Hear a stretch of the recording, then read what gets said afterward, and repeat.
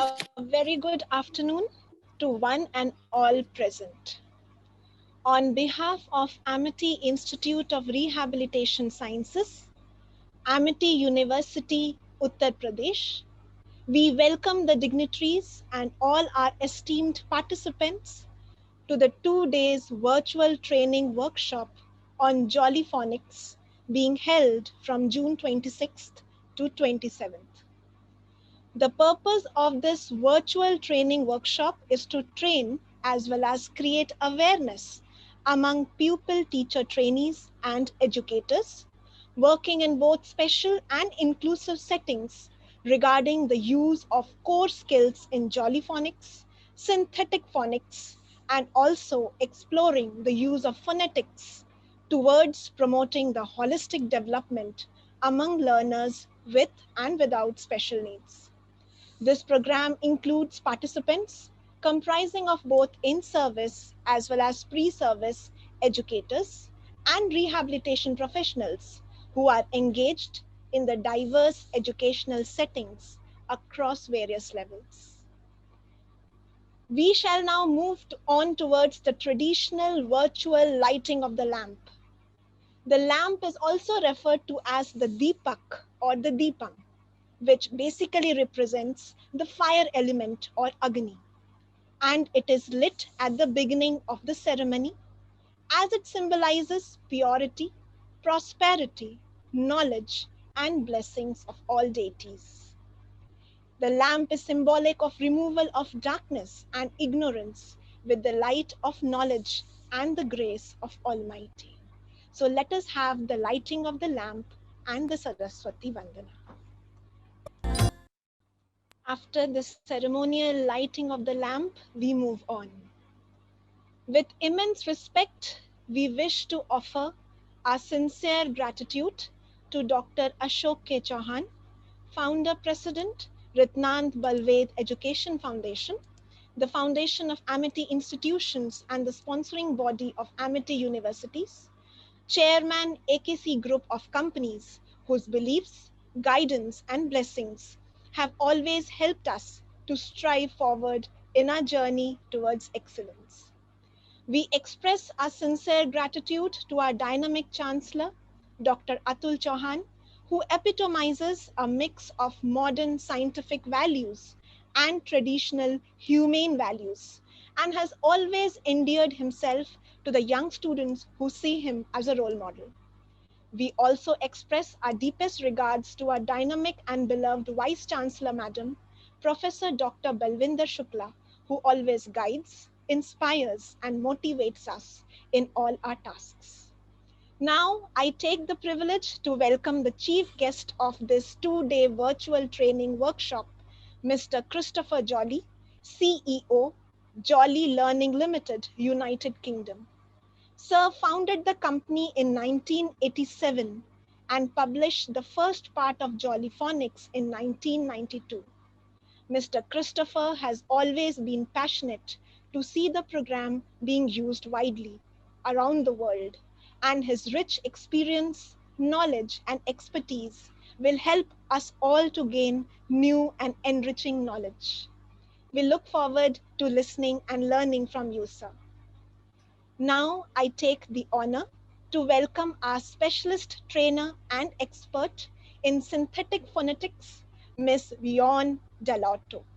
Ms. Delotto, literacy consultant and synthetic phonics specialist, teacher trainer, United Kingdom, is the core trainer for the 2-day workshop.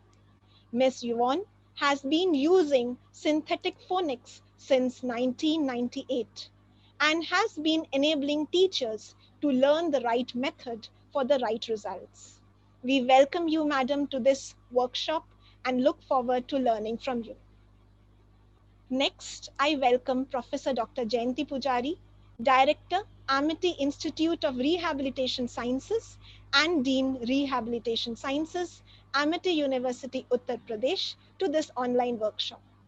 Madam is a constant guiding force and support in all the endeavors of the institution aimed at facilitating pre-service educators to gain rich knowledge and practical exposure towards effective education and training of learners with exceptional needs.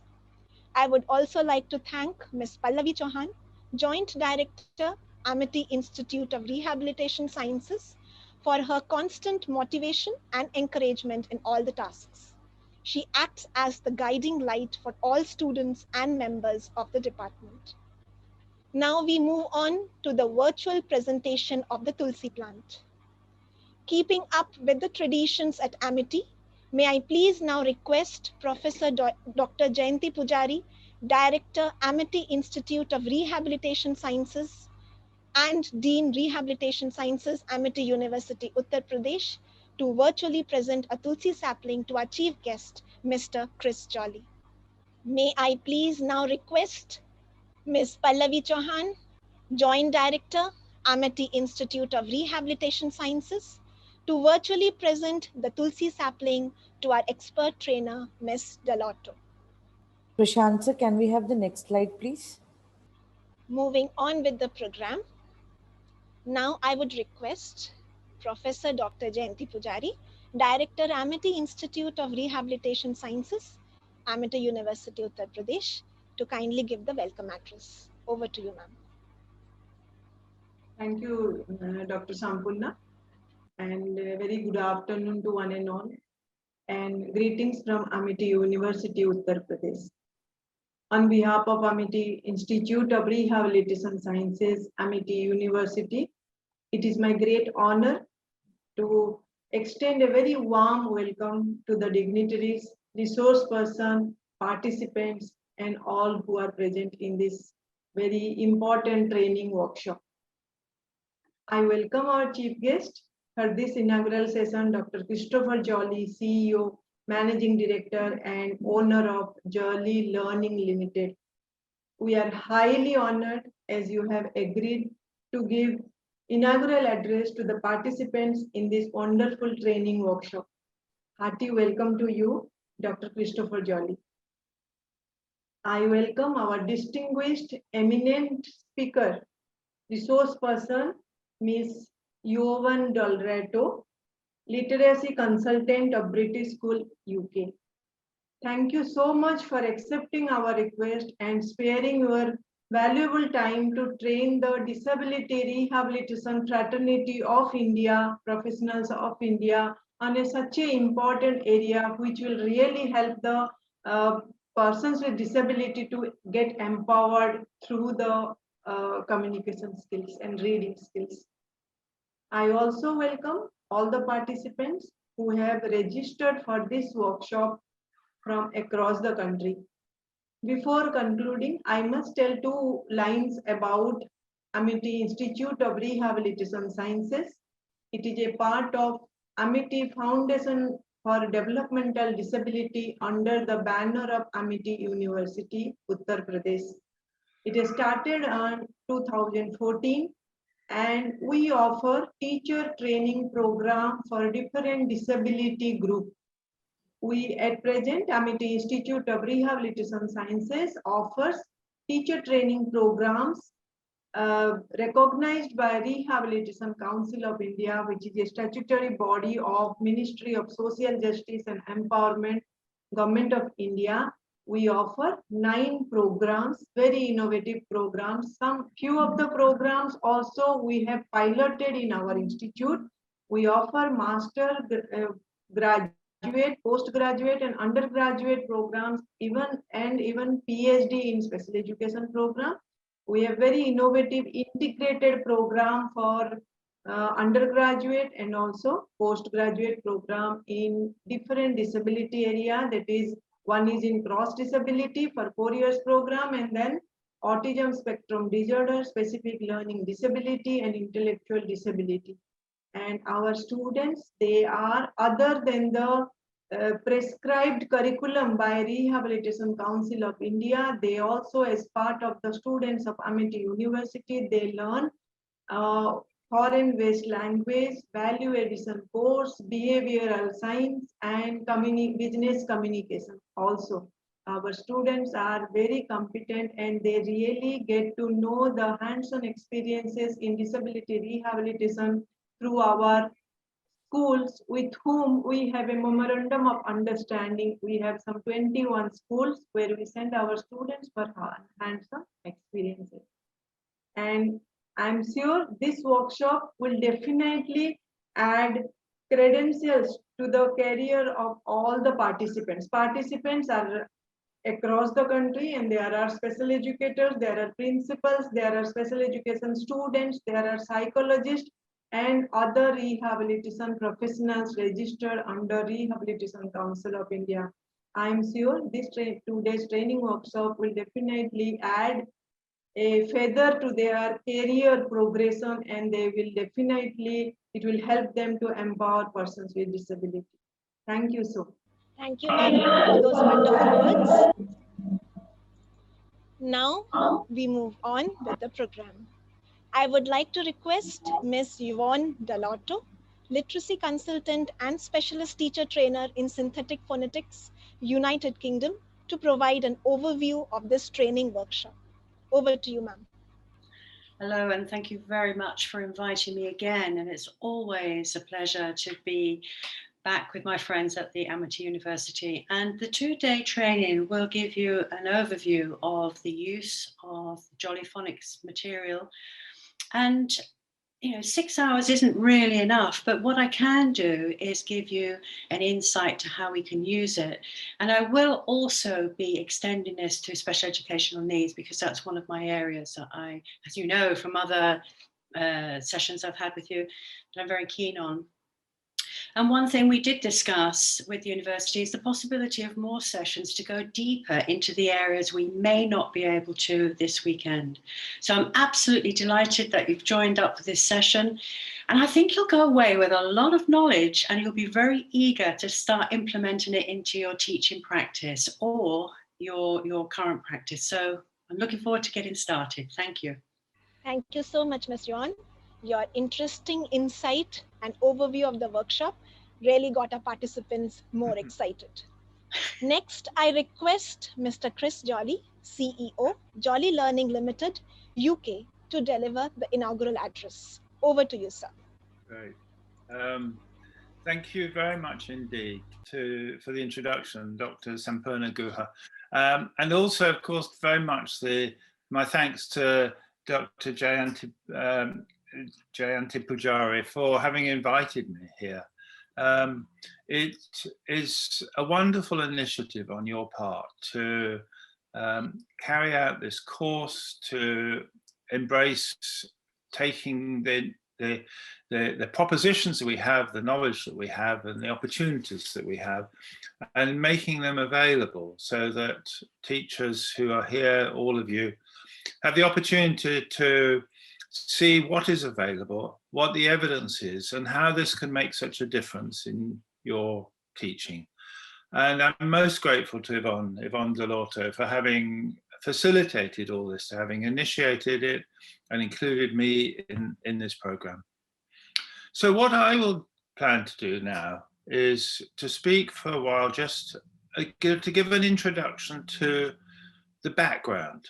Rather than go through the teaching itself, I want to, so you can understand where we come from, how it has all started, and what our findings are. So what I will do now is let me share the presentation and take this to us. So the program is Jolly Phonics. I mean, it goes on into grammar as well, Jolly Grammar. And of course, it's about teaching English, reading and writing, and being able to use the language. Now, the thing that has really happened here is that the whole process of learning, teaching, reading has changed. And whereas it used to be about learning the alphabet and memorizing words, it's now about seeing it as a code, seeing that there's a skill, and that we teach letter sounds now, not the alphabet. And that's an important difference. It's not simply a matter of saying abaca.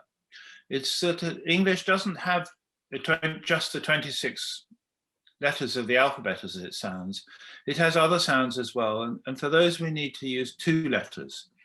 So the word ship has 3 sounds, and the first is sh, and we don't have a letter for it, so we have to use 2, sh. As it happens, Russian does have a letter for sh, but we don't in English. But it doesn't diminish the fact that it's only a single sound. So we do letter sounds. And then we do blending for reading. So we go sh, I, p, and we can say ship. And the important thing here is that it means that a child can read a word that they've not seen before.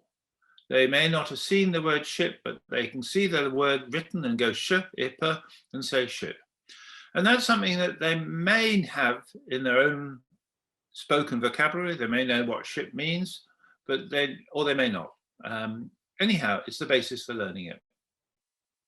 And segmenting is the reverse. I give you a word ship, and you tell me there are 3 sounds in it, sh and I and p, and then you can write them. So this is about reading and writing, and it's about the skill to do so. And why do we do that?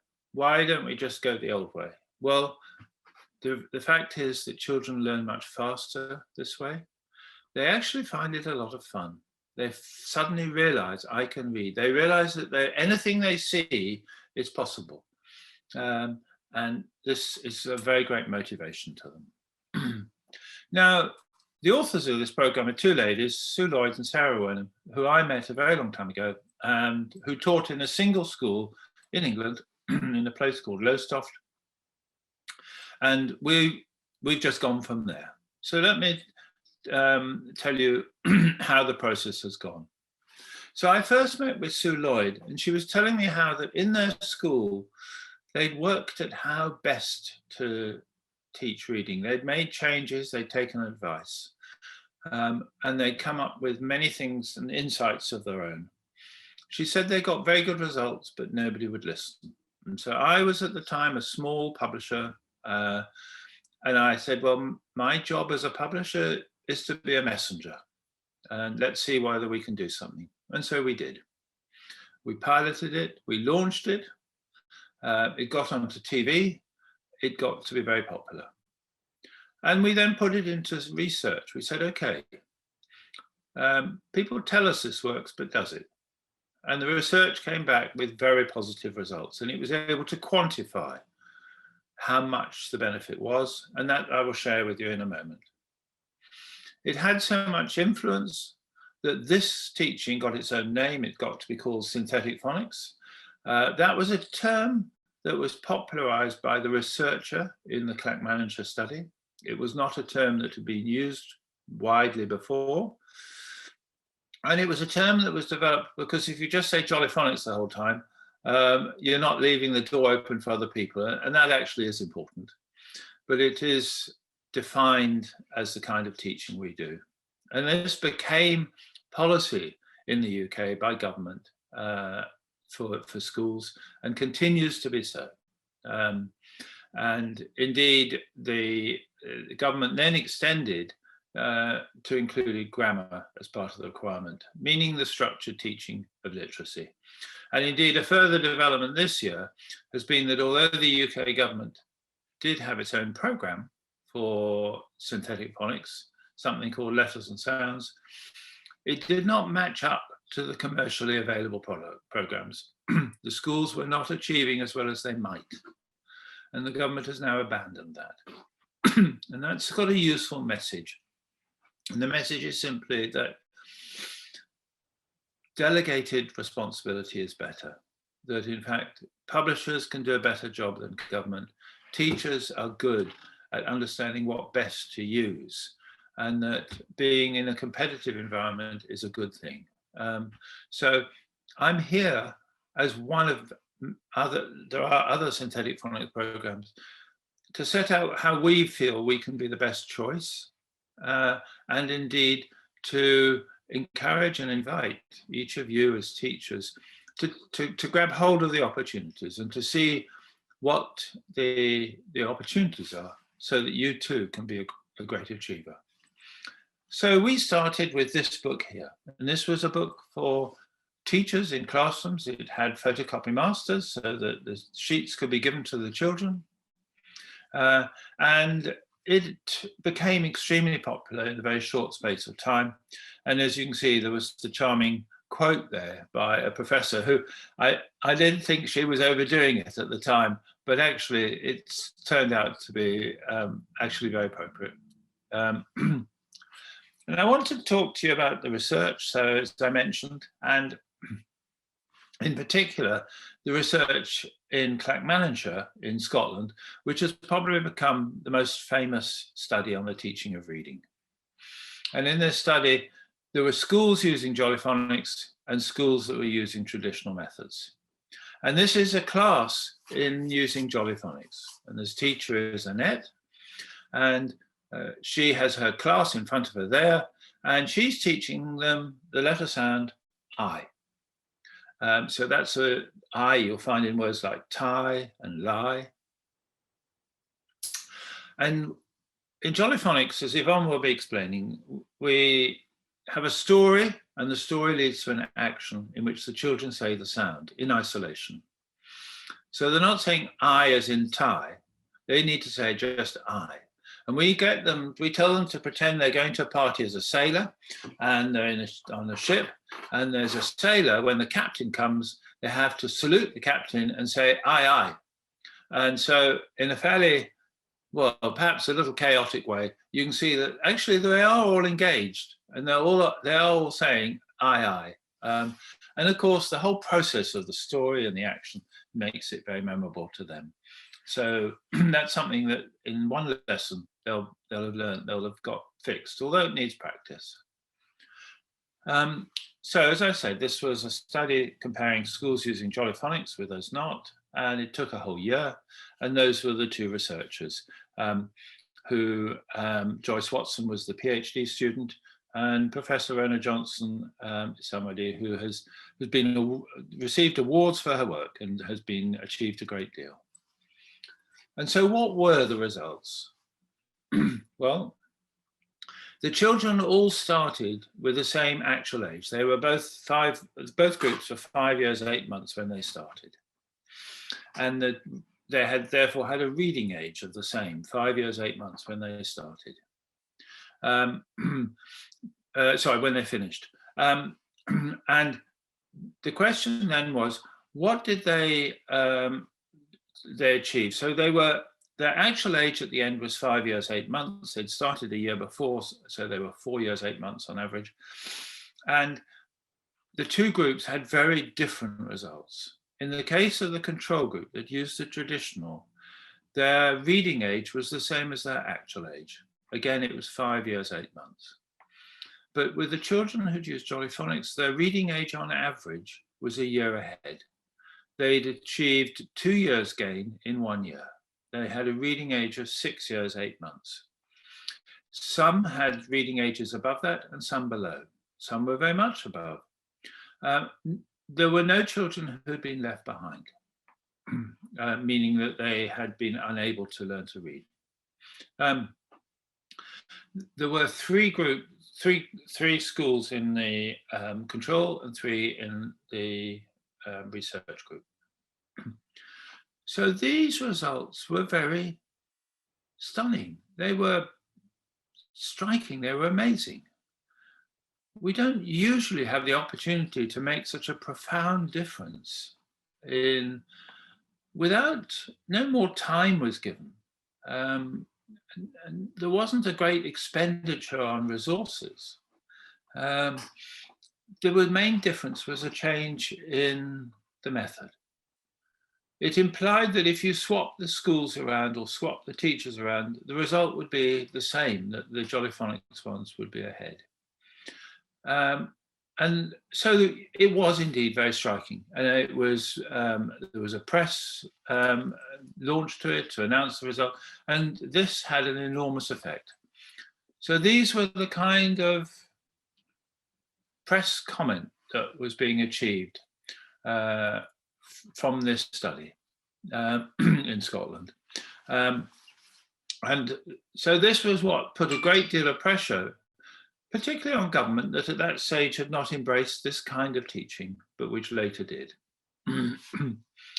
And so let me summarize the results that have come from, there have been many research studies on Jolly Phonics. There have been many people who have achieved a PhD on studies with Jolly Phonics. We have many of these studies posted on our website. And let me summarize what the findings are. And really there are two. The first is the one that I've mentioned. Children taught with Jolly Phonics have been learning twice as fast compared to children who've taught with traditional methods. But the other one is equally exciting. And that is that all children do well. We're not seeing groups of children failing. Now, this is important because in the teaching of English, high levels of failure in learning to read is commonplace. A study in England many years ago showed that 20% of UK adults were functionally illiterate. It didn't mean that they couldn't read the headlines in a newspaper, although that might have been difficult, but it meant they couldn't read instructions on the medicine bottle. They couldn't read for information. So we find that with this kind of teaching, that all children can do well. I mean, there may be one or two exceptions, but generally not. This is true even if children do not have English as their first language. If they come from homes that do not have a history of books and reading, and that boys can learn as fast as girls. With the older methods, we found that girls did better. They seem to be able to memorize better. Boys like to work things out, and so they like to know what they have to do, the skill. Now we find that boys do as well as girls. They don't do better necessarily, but they do as well. So now what I'd just like to do is just give a few tips as to what makes a really successful teacher in using Jolly Phonics. And these are features which we find from experience and that people come and explain to us. And the first thing is that with each new letter sound, we have to make it lively. We have to make it interesting. And so that means a story. Now, sometimes we can be quite shy about telling a story, but to be a great teacher is to give a great story. You are performers. You are there in front of a group. That's your career. And you saw that group being taught how to be a sailor, but they need the story first to imagine that they're on a ship and what's it like. And then they can put themselves in the position of imagining they're on a ship and they're a sailor and they have to say aye, aye to the captain. So a lively story brings the children, they captures their attention. And the second is to go at a pace. And that with each new lesson, you teach a new letter sound. That's unusual. People say sometimes, oh, we do a sound a week. But the children are ready for seeing it once a day. They want to know what their sound is for the day. They don't want to miss a day in class because they're going to miss a sound. And parents soon get to know that their children want to go to school because they're going to learn a new sound. So that's just the second point. And the final one is to use blending for children reading a new word. So rather than saying to them, look, you can remember it, say, now you can work it out. And then they can, if you're not there, they can still work it out. They say the sounds like I was doing earlier, sh, I, p, and make that word ship. Now, let me just give you an outline of the resources we have so that you're aware of the way this can be implemented in class. You have a choice of working from photocopy masters, from the Phonics handbook that you see there, or of giving each child a pupil book of their own in which they can write in it. And increasingly, people are moving towards the pupil books. Photocopying can be expensive. You've always a bit of a risk as to whether it's working. And for the children, there's the pleasure of having a pupil book that they're working through. The 3 pupil books are for 1 year. That's if you're really going at a pace, and that's what we encourage. And that means 1 page in a pupil book for 1 lesson, with a teacher book covering all 3. And then on the right-hand side, there is Jolly Phonics for the whiteboard, so the program that can be used on the whiteboard. And those are a common way of having a core delivery of Jolly Phonics in the classroom. But of course, we provide other material that support this.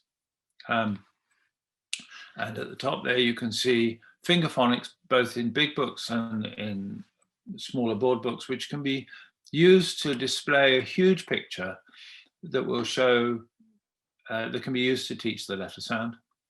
These jolly songs that you see there are ever so popular for children to learn songs and sing along, and so on. And at the bottom there, you can see a huge and developing range of readers, with the ones on the left-hand side being for children that are just at the very, very start. And on the right-hand side, by the time you get to the purple, the children have moved on and developed considerably in their reading ability. There's more to show. We have flashcards, we have workbooks, we have puppets even, and so on. And you can see there large kits available for buying a complete range of resources. Although this doesn't include the pupil books, and it doesn't include the whiteboard software, but these are the support materials that enable a classroom to have a whole environment with Jolly Phonics and with resources that can enable the children to make the progress. Now, we're seeing Jolly Phonics as essentially a program for 1 year. Some people take longer, and that's just fine. The choice is yours.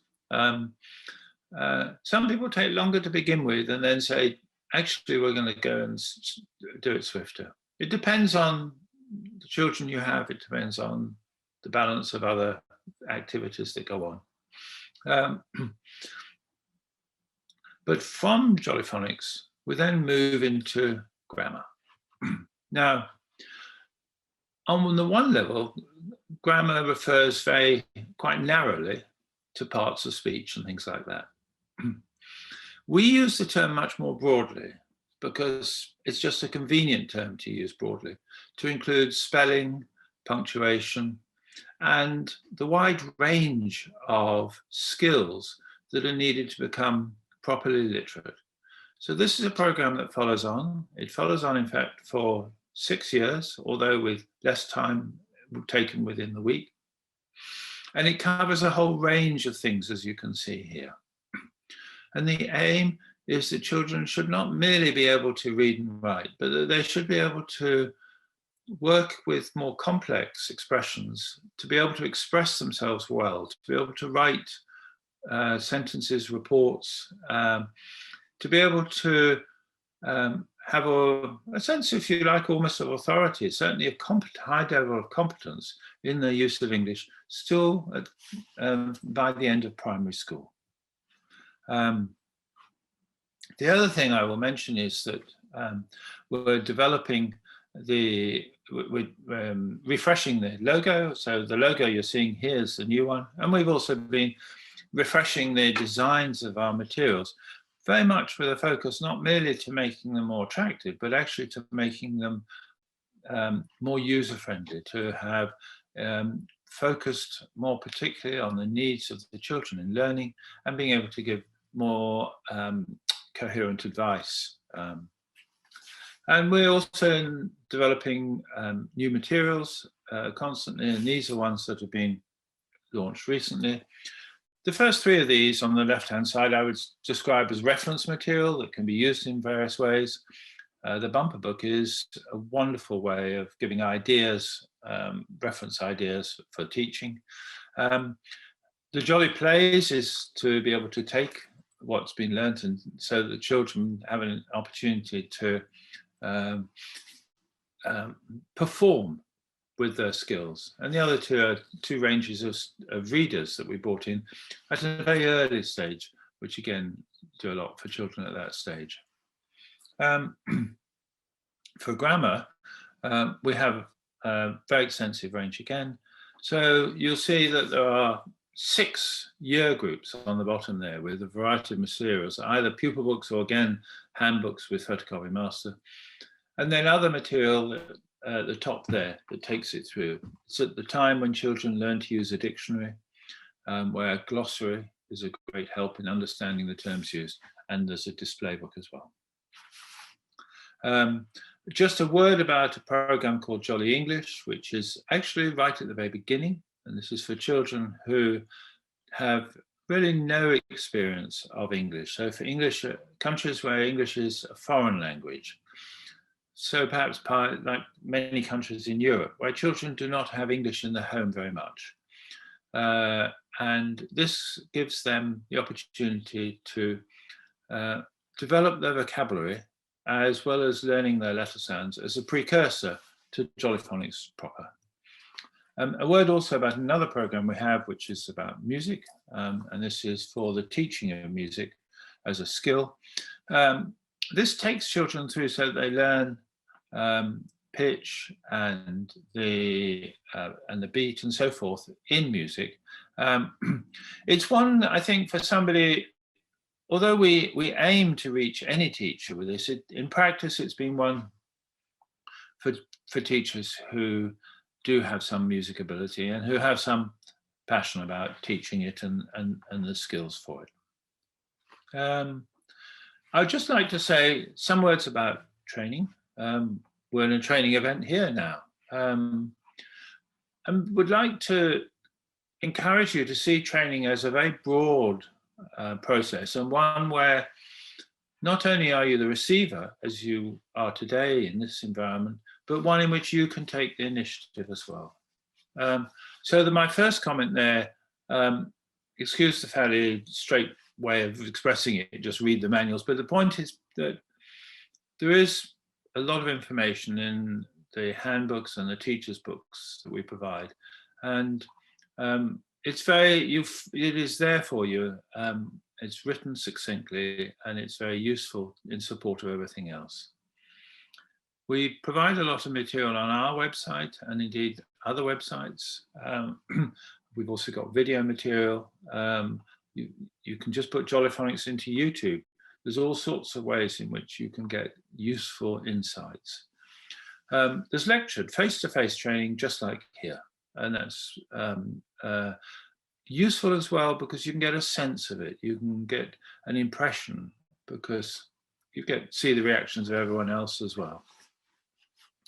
We do have an online course, 20 hours, which is available. And again, you can access it through our website or just go to CPD College. It is very useful in the sense that it has a wealth of information, including videos and reports to read. So it's a serious course to follow. It doesn't have the interaction with others, although there was a facilitator who you'd be in email contact with and a certificate at the end. And finally, I invite you to look at the wider market. So look at what competitors say, look at what government says, but do form your own views as to what you feel. So when I talk about blending and segmenting as a core skill, do the others say that? If they don't, what do they say? And what evidence you've got of achievement? This enables you to have a depth of knowledge which you'll find very useful. And what I finally would like to say is just a few words about being a Jolly Phonics trainer. We are fortunate in having a very large number of trainers in countries all around the world. They are the most amazing group. Yvonne, of course, is a Jolly Phonics trainer. And we have many who are, very capable indeed. Interestingly, the country in the world that has the greatest number of Jolly Phonics trainers is in fact India.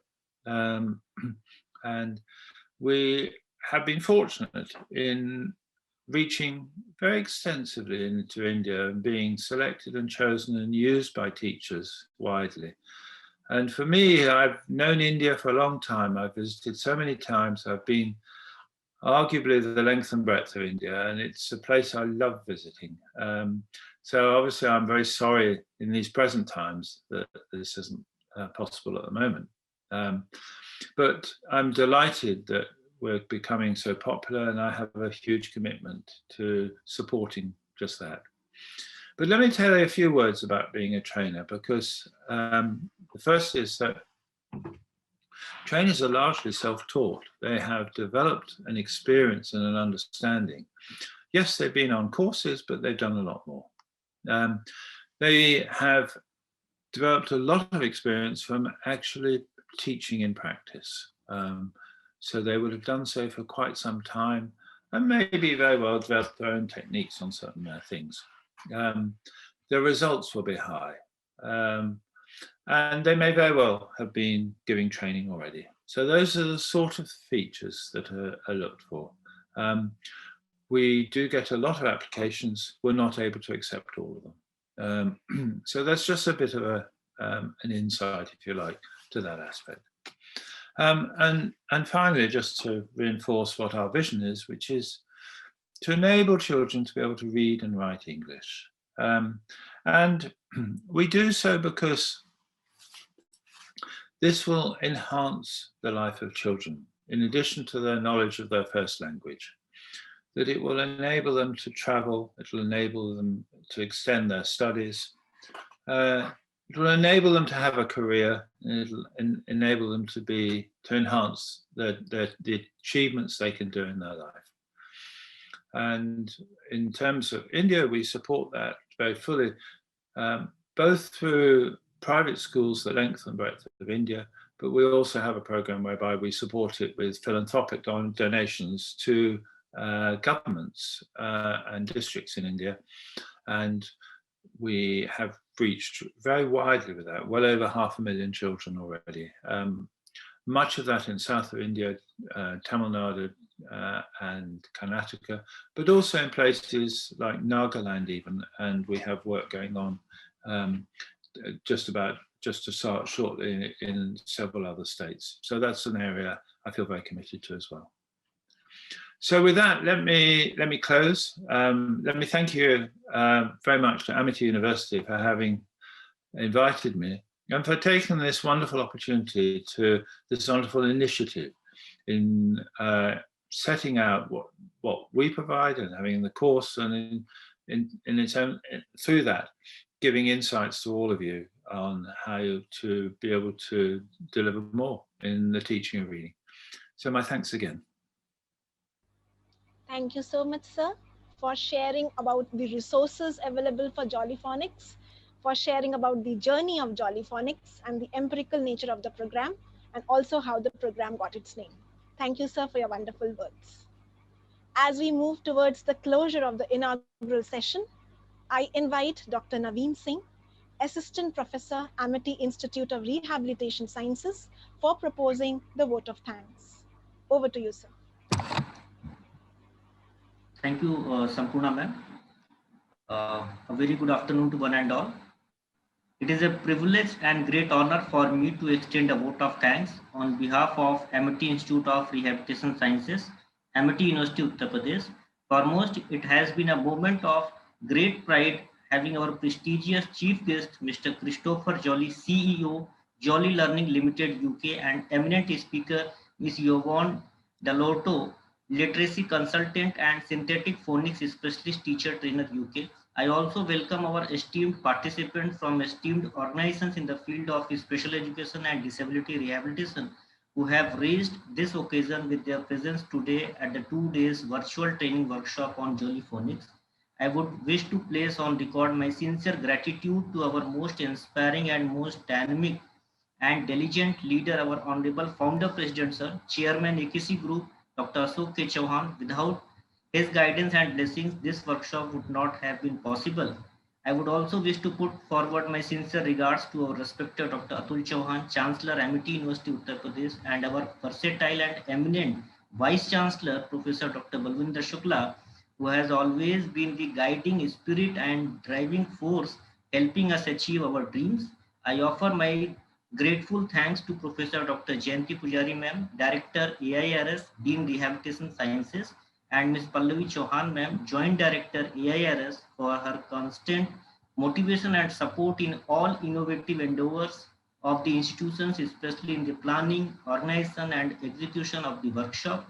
I also wish to extend my vote of thanks to team of AIRS who have always held their spirits high, and also the Amity University Uttar Pradesh IT division, who have always been our support system. Once again, thank you so much. Thank you so much, sir. And now we move on to the most awaited portion of this particular workshop. We move on to Ms. Yon's sessions. So I would request Ms. Yon, expert trainer for today, to kindly take over the sessions. Over to you, ma'am. Thank you very much. And I'm really looking forward to starting the session. And also what I will be doing is giving what Christopher Jolly had said some context, because he's given you an awful lot of information. And I hope that you'll be able to see how this works on a bigger scale.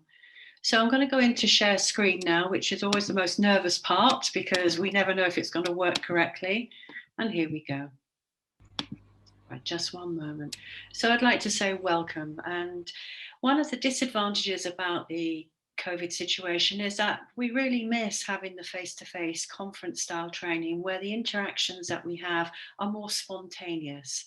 So with the online training, what I have tried to do is interlace it with some videos and also a few activities so that at least you can find it a little bit interesting and you're not sitting there passively going through all the information. Additionally, through the 2-day course, I have followed the 5 core skills as my map to show you how everything works. There's some things that I can go into more in depth than others that possibly we could have further training sessions to do on a bigger scale, because it is a very diverse program. It's an easy program to implement.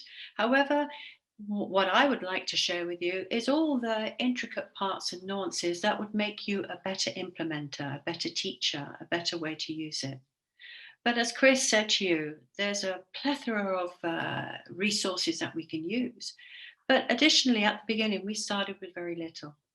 But I'm going to take you now through the session, and we have a break scheduled for, I'm just checking the time, 15:40. So we'll just have a quick 10-minute break so you can have a cup of tea then. So I'm going to quickly run through what's in the session. And you can see here, it's a brief overview, but at least you have a trajectory of where we're going. Now, if you have questions, please use the chat box and I'll do my best to respond to these. And if there are longer questions that need a more full answer, I may decide to leave those to after the break or after the session. Additionally, many of you will have my email where you can contact me directly, and we can explore any of the doubts that you may have. So this is loosely what the trajectory of the training is. But more than anything, I want you to leave this training thinking, I'm going to implement this. I'm going to start using some of the ideas that I've seen. I want to, just as Chris said, pick up a manual and have a look. And the good thing about this program is you can adapt it to your teaching environment, your unique teaching environment. And that is the success of this program, is that we can use it as frequently as we need to, or we can reduce it down to our planning that fits with our English classes. But I'll be exploring that as we go along. So first of all, we're going to look at what you will take away from the session. And you will have an understanding of the 5 core principles. And this is quite important because we're constantly touching these as we go through our training in one way or another, to one degree or another. And this will fit the level of your classes. And additionally, many of you will be working with special educational needs programs, and you can see the adaptability of how this program works. Also, how we use a multisensory approach, that kinesthetic approach, is hugely empowering for children as they are enjoying in a passive way. Even with our passive teaching and our explicit teaching, they'll be taking something away. And children learn best when they think they're not learning. So with the range of songs and everything, they really do enjoy their classes. And of course, I'll be giving you an idea of how to use the resources. But first thing I want you to do is think back how you learned to read and write. And this is something often we forget. As we reach our mastery level of skills, we often forget, what did we go through to learn how to read and write? This is something I think is highly important in our training, because to understand the perspective of the child we're teaching, we have to see how they view letters and shapes. Remember, this is something new to them. And this is why the program works really well, because there's that constant spiral, as I call it, of introducing revision, and we're consolidating. And it's done in such a passive way that children don't realize how the program is implementing all of this. But I just want you to reflect for one moment. How did you learn to read and write? If I think back to when I started, it was quite a painful process. As you will see here, I had a book like this, and these Jane and Peter books, it was often repetition, repetition, repetition. And I had the same words, but they were put in a different sentence structure. So it was always the same range of vocabulary, and I just had to learn. You can imagine this took a very long time. If you have to learn 10 words over and over again, can you imagine learning 10 letter sounds and then being able to manipulate them and blend them and segment them? So as you can see, in one generation, from my generation to my children who are in their 20s now, they were moved on to this, where they were having a completely different approach to reading and learning letter sounds. My son started with Jolly Phonics at the age of 3, and thankfully they were able to determine his level of dyslexia. It was flagged up. With such a small boy, how can you attribute a label of dyslexia when you're 3 or 4? But what they did recognize was that he wasn't quite catching how to get the sounds and the letter shape correlation. So we were able to keep an eye on him and give him the correct diagnosis and IEP when he got to about 6. And that changed his trajectory of education. So you can imagine how important that is. A milestone in his life. He was able to get the right help. But it was trying to read and trying to manipulate the letter sounds, we found that. But he used all the strategies from the program to help him. And that got him through to university, a huge achievement. So you can see, we've made a huge progress. And Chris mentioned some of this in his introduction about the reports. And I was around at that time in schools, and I could see the great debate. And the great debate was whether we should stick to the whole word approach or move on to synthetic phonics. And thankfully we did. And if you think about it, you've got these 3 words here. Now, we haven't got the mics on, but what I want you to try and do is read each word. Start with the first one, move on to the second one, and then go on to the third one. Now I'm asking you, what skills are you using to read these 3 words? So we have the first one, and I know we can't use the mics, but you probably had said Streuterby, or could it be Streuterby? Now, something has taught you that the first 3 sounds make a str sound, just like they would in strawberry. And maybe the oi sound is the same as in oil. We have ter, which is the same as turn. And be or by, well, let's have a think about how we say daddy or mummy. So again, we could have Streuterby or Streuterby. What would you think would sound correct?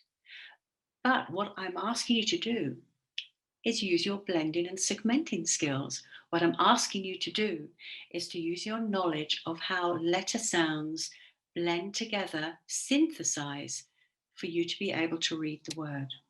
If we move on to the other one, it's not brid de ali. You know that those 2 consonants together are making one sound. Can you remember learning that? Somebody taught you, otherwise you'd be saying brid da dali, like we would say ra ba ba it or da da di. You've learned that somewhere. And the same here. If we were in the conference room style, you would probably be telling me, is it powlinge or powlinge or, well, we have the pow from power. And if we were to take away the E, it would be powling. But because we have this E at the end of the E sound, it's manipulating how the vowels work. So we have powlinge. So this tiny little activity of you reading is bringing you back to some of the skills that we help children with the program on Jolly Phonics. How they are looking at a word, how they are breaking it down, how they are organizing their letter, sound, knowledge, and correlation, their phonemes and graphemes. So now I'm going to ask you to pick up your pen and paper. I did ask you all to have a pen and paper, and I'd like you to try and write down 3 words. And it's not a test, I can't check you. It's just a little bit of fun for you to be using your skills now in a different way. So my first word that I would like you to try to write is Tangdale. Tangdale. And I'm hoping the panel are joining in too. Tangdale. The second word that I'd like you to try and write is Strannerton. Strannerton. And the third word is Creedingby. Creedingby. Shall we have a look? So, did you get it right? Can I get some thumbs up? Who got them right? So I brought you back to this skill where you're having to think about writing the word. Now we've used it visual and audio processing to understand and listen to the letter sounds coming together. So you can imagine that what an important skill this is to be able to do this. Did anyone get them all right? I can't see if we have a thumbs up or from the participants. Let's see. Do we have any chat? Anybody get it right? Yes, I've got no more questions. Yep. We are getting a few 2 right. responses. We got 2 right. Okay. So why I'm interested to understand about this is let me just get rid of this box. I can't get rid of this box now. There we go.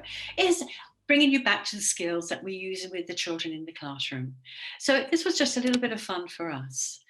But what I'm going to tell you now is what is synthetic phonics. It's a method of teaching as we are breaking up the words into chunks and also into units of sound. And these are called phonemes. And this is exactly what you were doing with that little task I asked you to do. You were listening to what I was saying and you were breaking it into units of sound. And children make connections with this, with what they hear and what they see. It's all connected, as you know, as teachers, what we see, what we hear. And the most amazing thing is a couple of centuries ago, it was seen as almost magical that something that was a drawing, meaning writing, was able to be spoken. And you may be interested to know that this is where the word spelling came from, because people thought it was a magical process, a spell, that something that looked like a drawing was able to be spoken and it could be heard.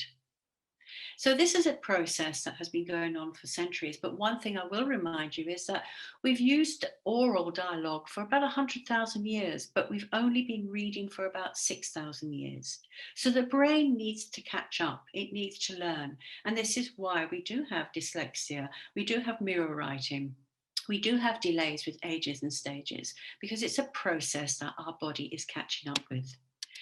Additionally, as you can see here, children learn the correct spelling. And unfortunately with English, we do have many anomalies with our language. And this is mainly because of all the invasions and what we've taken on. Additionally, the pronunciation has changed, but the spelling hasn't. So there probably was a time that we said jumped, and now we say jumped. Where's the T come from? Additionally, there was a time we probably said cooked, or we said knife. But as the pronunciation changed, we never modified the spelling. So this is a disadvantage, but throughout the program, the children are learning about these and they're internalizing them and they're becoming part of the program, and it's a smooth process for them. So they learn to spell correctly. Now, this is hugely important for children in the English as a second language market because we're gearing children up to English exams like the B1 or the B2. And additionally now, most overseas universities have modules in English. So children need to have a desired level of English to get them through to these exams, which are part, certainly in Europe, as the entrance to the universities. So all of this is laying the foundation. And again, what I often say to teachers is we're not teaching just for literacy. These are skills that go out to all areas of education. If you can write a story in your literacy hour, you can compose a non-fiction essay for geography or for science or for history. It's about putting the right things in place so the children have life skills.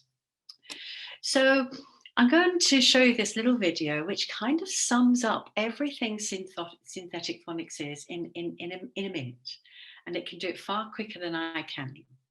So here we go. What exactly is systematic synthetic phonics? When we learn the alphabet, we usually learn the letter names A, B, C, and so on. When we learn to read and spell, we need to know the speech sounds that the letters represent. For example, dog is made up of 3 speech sounds, D, O, G, blended together to make dog. Blending from left to right is a critical synthetic phonics skill. When we write the word dog, we need to recall the individual speech sounds that make up the word. This is known as segmenting. We need to recall each of the letters that represent those speech sounds to be able to write the word. Explicit teaching of segmenting and blending is essential to a synthetic phonics approach. English is made up of about 44 speech sounds, and we only have 26 letters of the alphabet to represent them. This means that we combine letters in more than 200 ways to represent speech sounds. Synthetic phonics does not mean fake words. It means phonic knowledge is built from simple to complex. For example, students are taught that the phonemes can be written as sip, grass, house, and later scent, voice, castle, science, and psychic, and the graphemes can represent s, z, sh, or zh in words. Decodable readers allow students to practice the phonic knowledge they have learned. Synthetic phonics is evidence-based instruction that benefits all students, but particularly those from disadvantaged families, students with learning difficulties, and students learning English as a second language. It is most effective as part of a well-developed, comprehensive literacy program.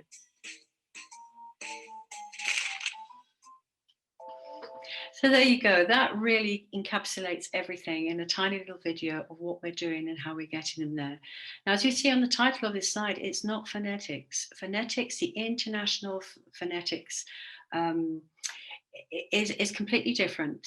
This is how you can use the phonetics alphabet to understand the sounds in every language. So if you open up a dictionary, you often see the phonetic sounds in parentheses, telling you how to say that word.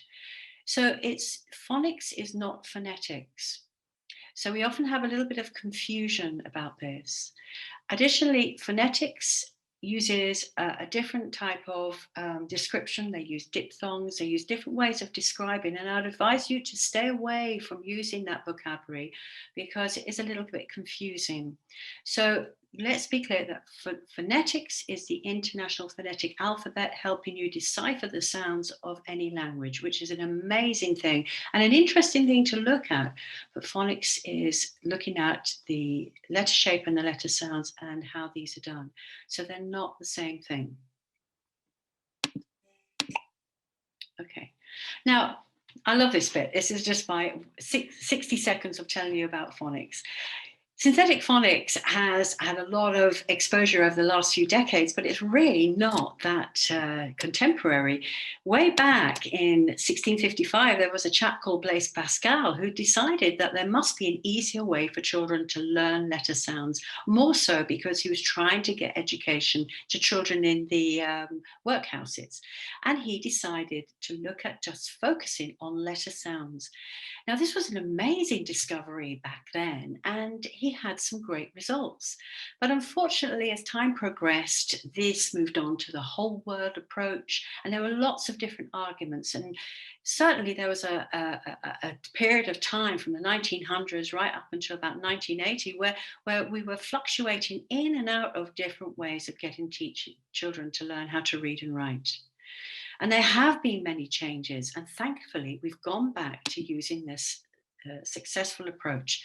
And if you do wish to have further information about the success of using synthetic phonics, please look at the Rose Report.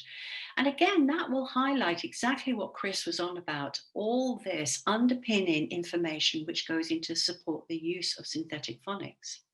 Now, the good thing, as Chris mentioned, is that there are many programs around. But what we've got to look at is one that delivers it in a systematic way with all the resources to facilitate this. And this is one of the reasons why Jolly Phonics is quite successful. So what does it do? It introduces the letter shapes and letter sounds in letter sound groups, and the children can get through this and instantly start reading and writing. Now, I don't mean writing with a pen and pencil to begin with, and I'll be explaining how we start writing in the letter formation part. But additionally, children are making connections very, very quickly at the beginning of the program. And that is something that teachers find amazing, how quickly children are assimilating the letter shapes and letter sounds, and they're using them. Additionally, we use a range of materials, but what we are doing is building up children's sight recognition of the letter shapes, the graphemes, and I'll explain why that is important. We then moved on to digraphs and alternatives. And as you see, as we progress through the sound groups, how important it is to understand how these work in one way so that we can move on to the expansion a bit later on with the alternatives. The importance of dictation and spelling. And here I've put with Jolly Phonics and Jolly Grammar because it's, as I mentioned, a progressive spiral as we move on up with all the children's knowledge. We have a range of materials they can use, but additionally, the good thing about this is you can adapt it down to the most basic components that you need for your teaching environment, and also how the resources work for revision. Everything that has been designed to work in this program has a multifaceted use. It's not one material for one thing. We have worked endlessly to have one thing that can be used in a diversity of ways to address not only the ages and stages, but also the child's ability. And as you will see with using this systematic, progressive way will branch out into other ways of teaching, how we are constantly building on children's knowledge. And any of you that are teachers will recognize that the Piaget approach of children building on the zone of proximal development, as they are constantly constructing their own knowledge, this falls very much into this program of how children are having a structured way, but they are the architects of that structure.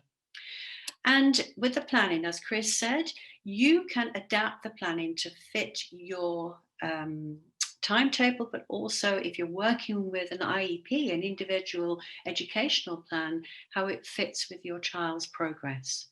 And that for me is one of the most important things, because I first started using the program as a special needs resource.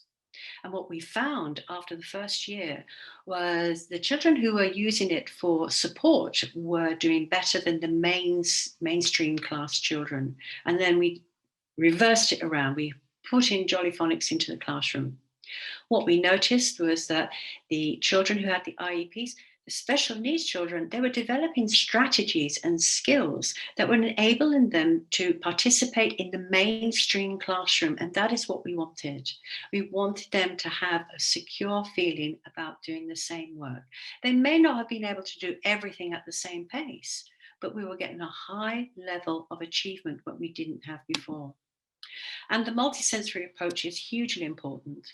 And if any of you have noticed over the past year and a half, the attention span of children have changed. I work with a lot of groups of schools and small teaching groups, and children have evolved now to 60 seconds. I haven't got the patience. It's a completely different way of learning. So thankfully, with this multi-sensory approach, we're offering different ways to do things so children are constantly being stimulated.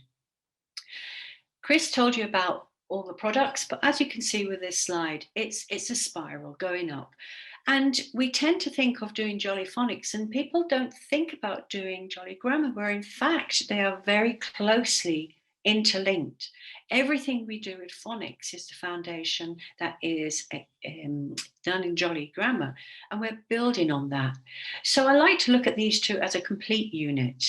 Not are you doing one or the other, but use the trajectory. If we're starting, I know that you can do this program in a year, but there's some schools that do it as a 3-year trajectory in infants, and then they move on to using the 6 years with the grammar. But it seems a logical process. Why would you invest so much time in getting this in infants and not continue in grammar in primary? And maybe not today because we don't have enough time, but another time I can tell you how it can work alongside other books as a complementary resource to facilitate the grammar component while children are learning their vocabulary and grammar with materials such as Khalil for grammar. Okay, so that's all interlinked. So I won't spend too much going through this because Chris gave you an awful lot of information about all the resources, and there's an awful lot. But I don't want you to get overwhelmed thinking, I really like the idea of the program. Am I going to have to buy everything? Not at all. Many of us started back in the 90s with just the handbook, and we did very well.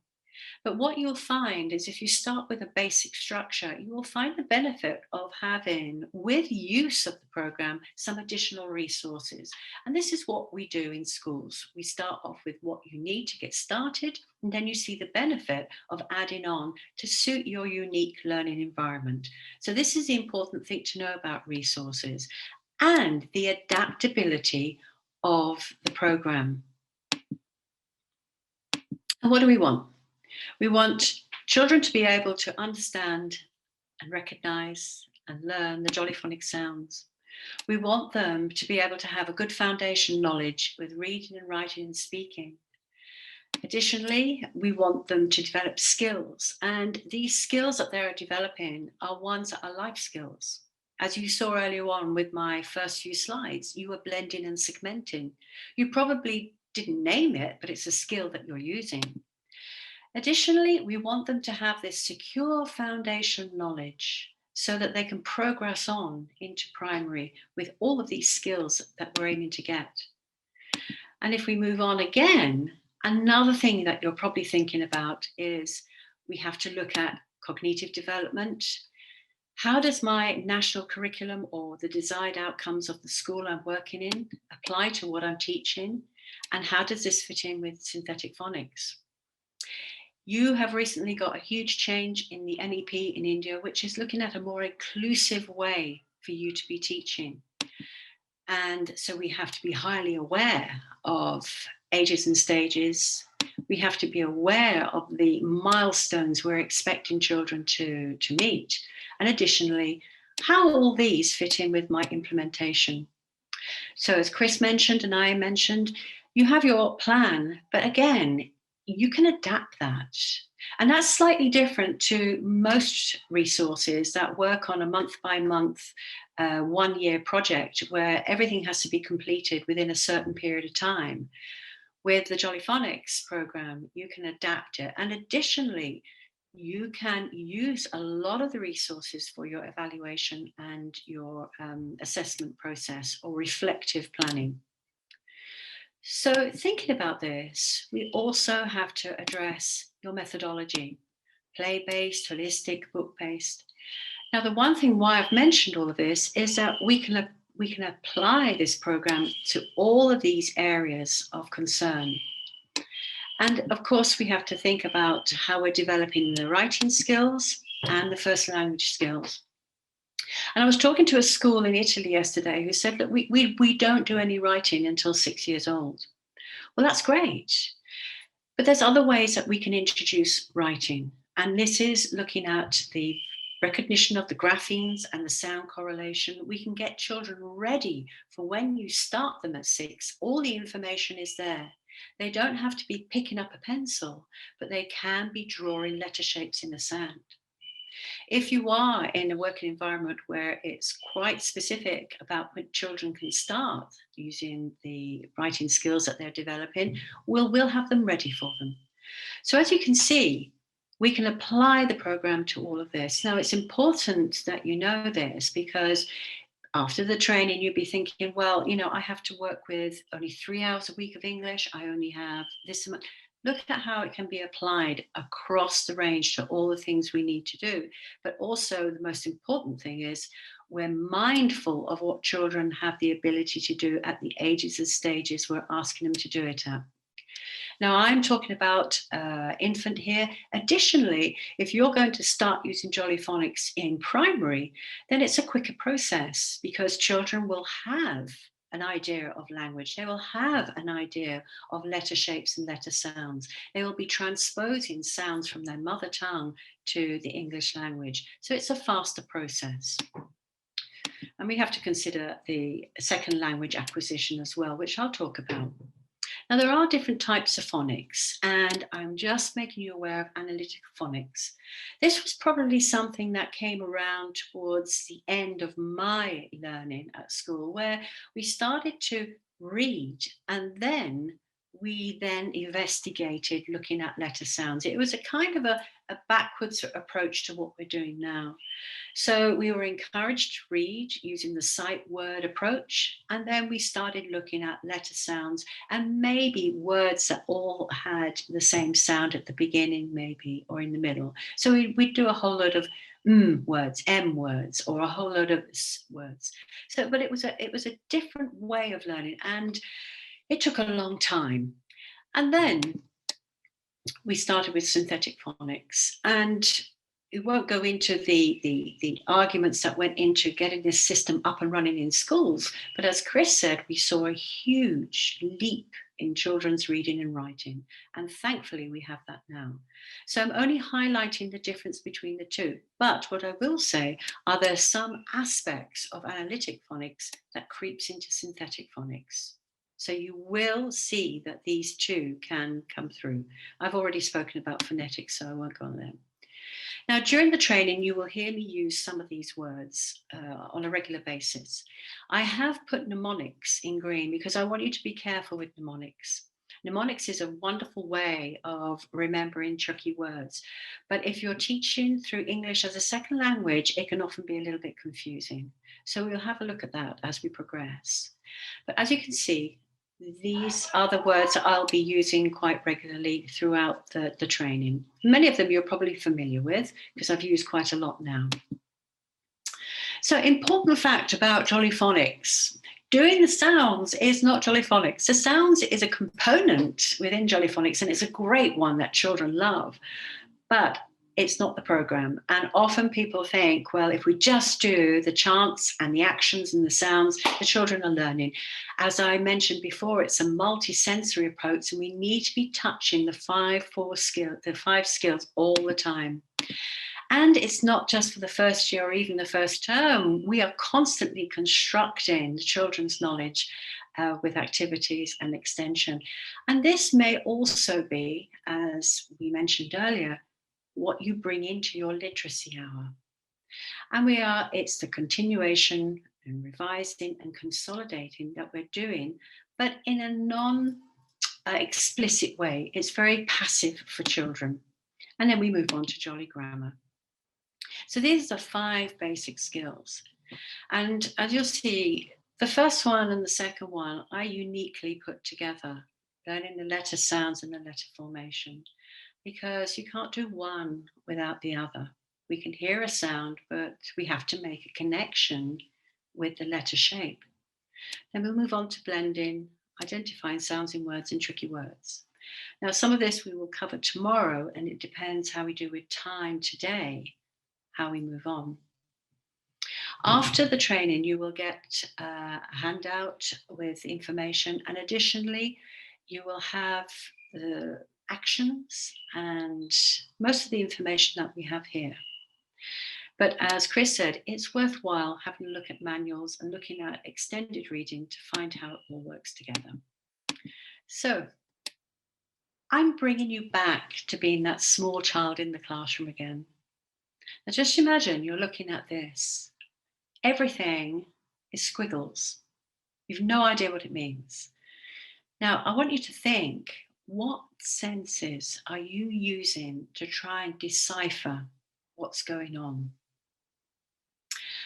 Now, a small child looks at picture books with no understanding of words, but is making an assumption by using the illustrations to help. We also have to be mindful that very young children have a very limited life experience. So we need to put things in a way that they can understand. So if I was to say to you, what could you see in this picture? You could probably mention, well, she looks scared. I could say, what could you see? And you could say, well, I could see a rabbit. I could see a chair. I may even ask you colors, and you would say, I could see blue or green. I could see yellow. But you know what? For a child, this is the most interesting part. They want to know, what do those squiggles mean? And so the children are thinking about what the page contains, and they're trying to make sense of the image. So we have that curiosity with letter shapes and letter sounds. And as a teacher within your literacy hour or teaching English, you probably use stories. And children are looking at the page as you maybe finger track all the words, trying to make sense that this is amazing. My teacher is looking at squiggles and reading them and making sense of them.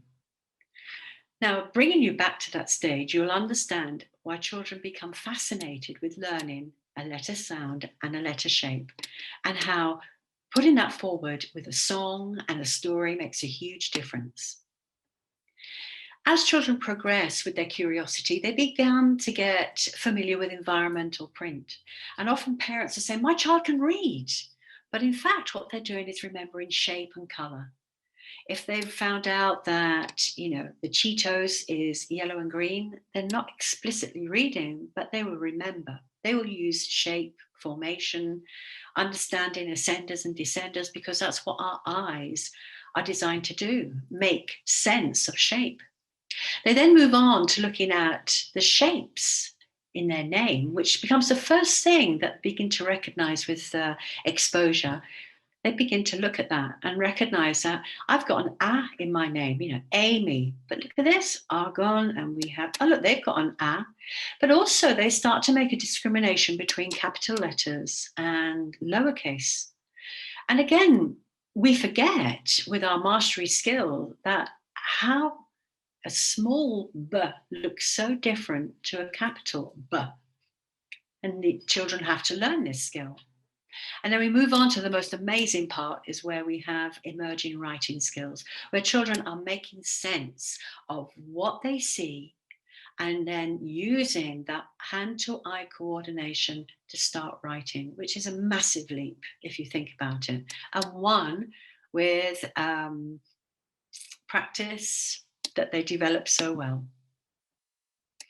So very briefly, as many of you know, we're working with the left side and the right side of our brain, but I love showing this because what it does is show how we interact with the right and the left side. Of course, it's reversed around.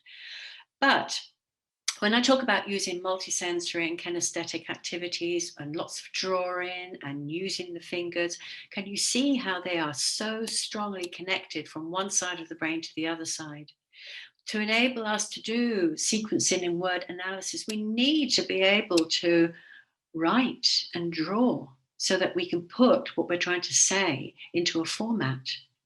So this is why the program is flipping from using both sides passively, and the children are building up this thick cortex of nerves, which is stimulating one side to the other side and making the connections. So when I've gone to schools and they are very resistant to using too many multisensory activities, explaining how they are all connected is hugely important for getting children off that plateau of not being able to express themselves into using different ways to express themselves with the knowledge that they have. Additionally, we all never reach 100% of this skill, but that's what makes us unique. But what we have to be mindful of is that we need the creativity to help with the language. We need to look at letters and they need to be drawn.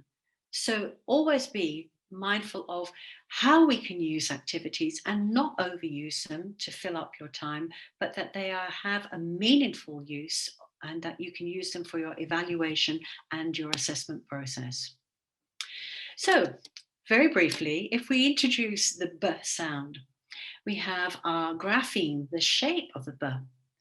And as I just mentioned to you, it's important that children have this repetition and repetition of seeing the graphemes, the letter shapes, but also being able to manipulate them with their fingers so that they're having that in their mind. The whiteboard in their mind is remembering the shape.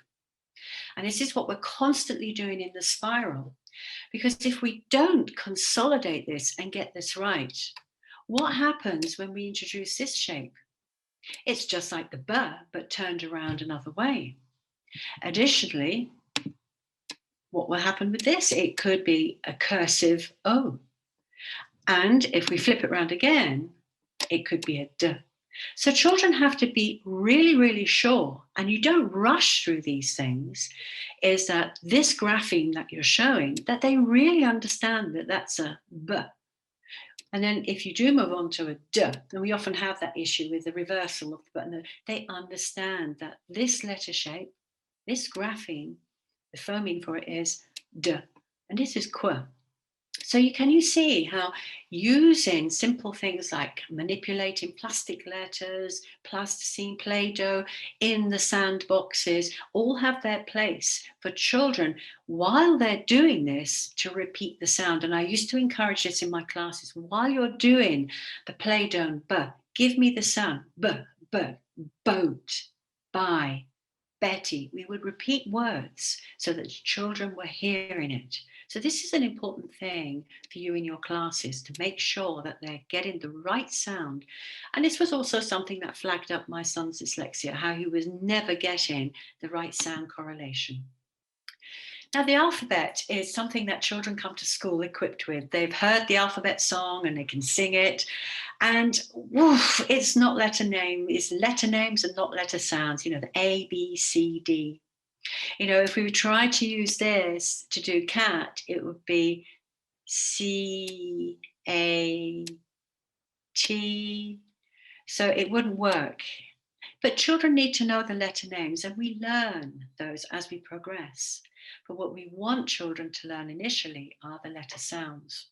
It's important that children know the alphabet because they need to know it for sequencing, they need to know it for dictionary work, and it's a skill. And for many of us, we can't just exclusively do the middle bit without going through all of the alphabet. So although the alphabet is an important thing for children to know, it's not one that we initially start with. And you heard before when I mentioned that English is a difficult language, and Chris mentioned about how we use the resources to develop on the simple code to the complex code. And this is what you can see here. And I will be sending you the download of the simple code to the complex code for English so that you can see for your resources. And as you can see here, we have the pure sound where we go S, and then we can move on like glass and scent and maybe city, and here it's station and psychology. And if we move on to the ch sound, we have the ch in chop, and then we move on to ch inquire. And then even more confusing, chalet. And of course, it was obvious that these words were not originally English words, but children have to learn the spelling. And as you progress, if you're not confident about this, you don't have to worry, because the teacher's book has everything you need to know about delivering your class. So this is what I will send you after the training, and you will see we have the simple code, which is in the green column, and then as we move on to the complex code. This is hugely important for you as a teacher so that you can see the progression in the way you're going to. But additionally, what I would say is that even in England, we have issue with sounds as the regional accents change. My father would say castle, and I say castle. My father says bath, and I say bath. So you can hear the change there. So having something like this brings us back to what we need to say and how we need to say it. Additionally, when we look at how the groups are delivered, you will see that we're constantly building up children's knowledge of articulation of sounds, first with the first few groups, which are short vowel sounds, and then we move on to the long vowel sounds. And you'd be surprised how quickly children learn how to move around all these sounds as they progress. So let's have a look. Starting with letter sounds and letter formation, it's extremely important because children are making continuous connections for all of these. Letter formation is important. However, as I've mentioned, some schools don't do it till they're about 6 years old, and then it comes together pretty quickly. Having multisensory and kinesthetic activities supports children who may have emerging learning styles, ones that we don't know. And additionally, we're progressing with sounds. And children will start writing and they'll have a go at sounds that they can hear, but they haven't learned yet. So this is important for when we get children started. And I'm not going to go through all the books again because you know. However, in the handbook, as Chris mentioned, we do have a lot of activities. But what I would like to say is he mentioned about photocopying. But one of the things I would say is this is a photocopy from the handbook, but you can use it as a whole class resource. Additionally, if you're teaching online, something like this is extremely handy if you gave it a number. You could say 1, 2, 3, 4, 5, and you could say, right, I want group 4 on my teams to have a go at reading number 2, which would be frog. You could also put a post-it over this, or you could change it digitally, and you could change the rhyme at the end. So this, we're looking at onsets and rhymes, and we've got initial blends, but we're not explicitly naming them. So although you may not have, or parents may not have, the resources for photocopying, you can do it online. If you're doing online teaching, something like this can be done online. Getting children to articulate and also using the initial blends with the end blend. They are blending and segmenting. They are reading. And we can also get some comprehension into that. As Chris mentioned, the storybooks come with the sound books come with a story, and also we have the oh, I've got so many resources around. We have the songbook. The songbook is helpful because you get to learn, but additionally, the songs are pretty easy for the children to accommodate. Children learn the letter sounds with a shape. Now, again, you can understand that we have an action. They have an action that goes with the letter sound, and they have a story and a song. You don't have to use all of these at the same time, but as you become fluent in understanding how they all work together, you can then decide as you move along with your teaching, am I going to do silent blending? Am I going to get the children to do the actions? Am I going to dictate the word and they do the actions? You can use a complete variety and approach that will keep the children stimulated. But additionally, you can be assessing if you were trying to do some blending with actions for the word, let's say tap, and half the class were still not getting the actions right, you would have to think, what have I done in my planning? I need to look at my planning to understand why only half the children are getting the first part of that word and then not getting the p sound. Maybe I need to revise that. All of these come within your teaching manual on how to deliver your class. So each page will address how you can do all of these or just pick some of these. And again, this fits into your planning and your time. And as you can see, we have, this is the big book, which I'm going to show you now. So you have your big book, which is our big book.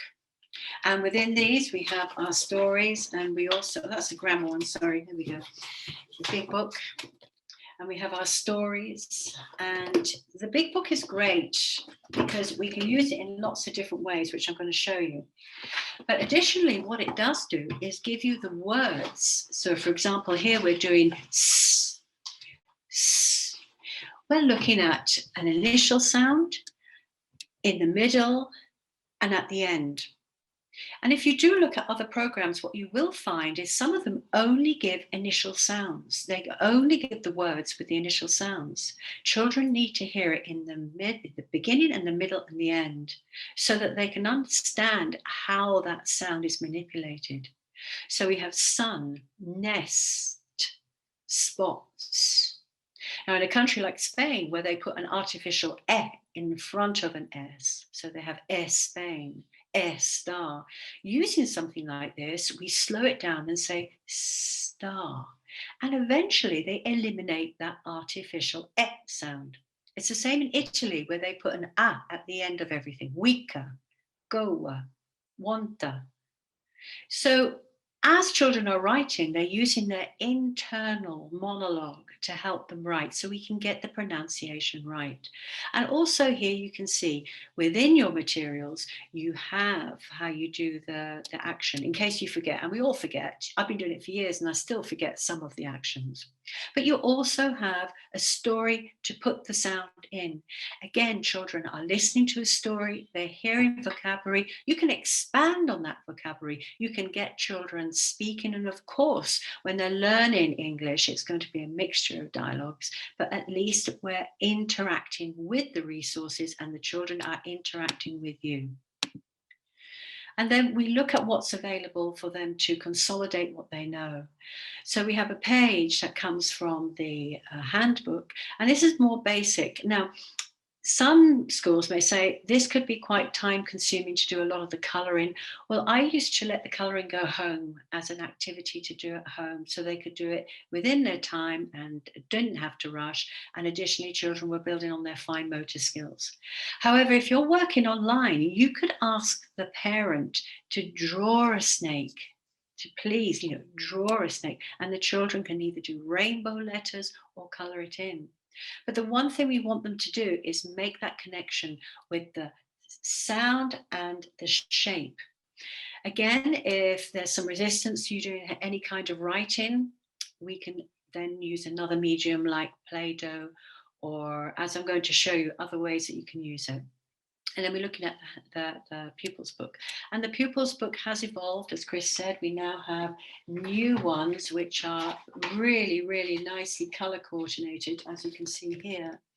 And with the colours, what I would say, or if you are teaching in young children, is the fact that we have colours makes a huge difference when you're in a class and you're saying, go to page 21, when children only know numbers up to 5 or 10. So at least you can say, go to the green section, and children can help themselves develop their autonomy.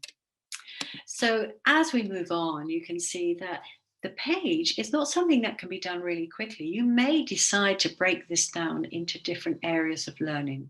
And I'm going to talk about that as we progress through the training. But for purposes now about introducing the letters, we can get children to make the sound and also do the action. We can have a correlation here. We have the snake. And also we can discuss what colors we want to do with the snake. You may say, right, I want you to do red and black. They might be learning their colors. Or you may say, right, I'm going to give a color dictation. Again, we're extending this. We could say, right, I want you to do the eyes blue. I want you to do the tongue yellow. We're using body parts. I want you to do the splats or splodges or spots red. I want you to do the body green, and we're looking at vocabulary. So that's a dictation in a way for colours, but it's cross-curricular.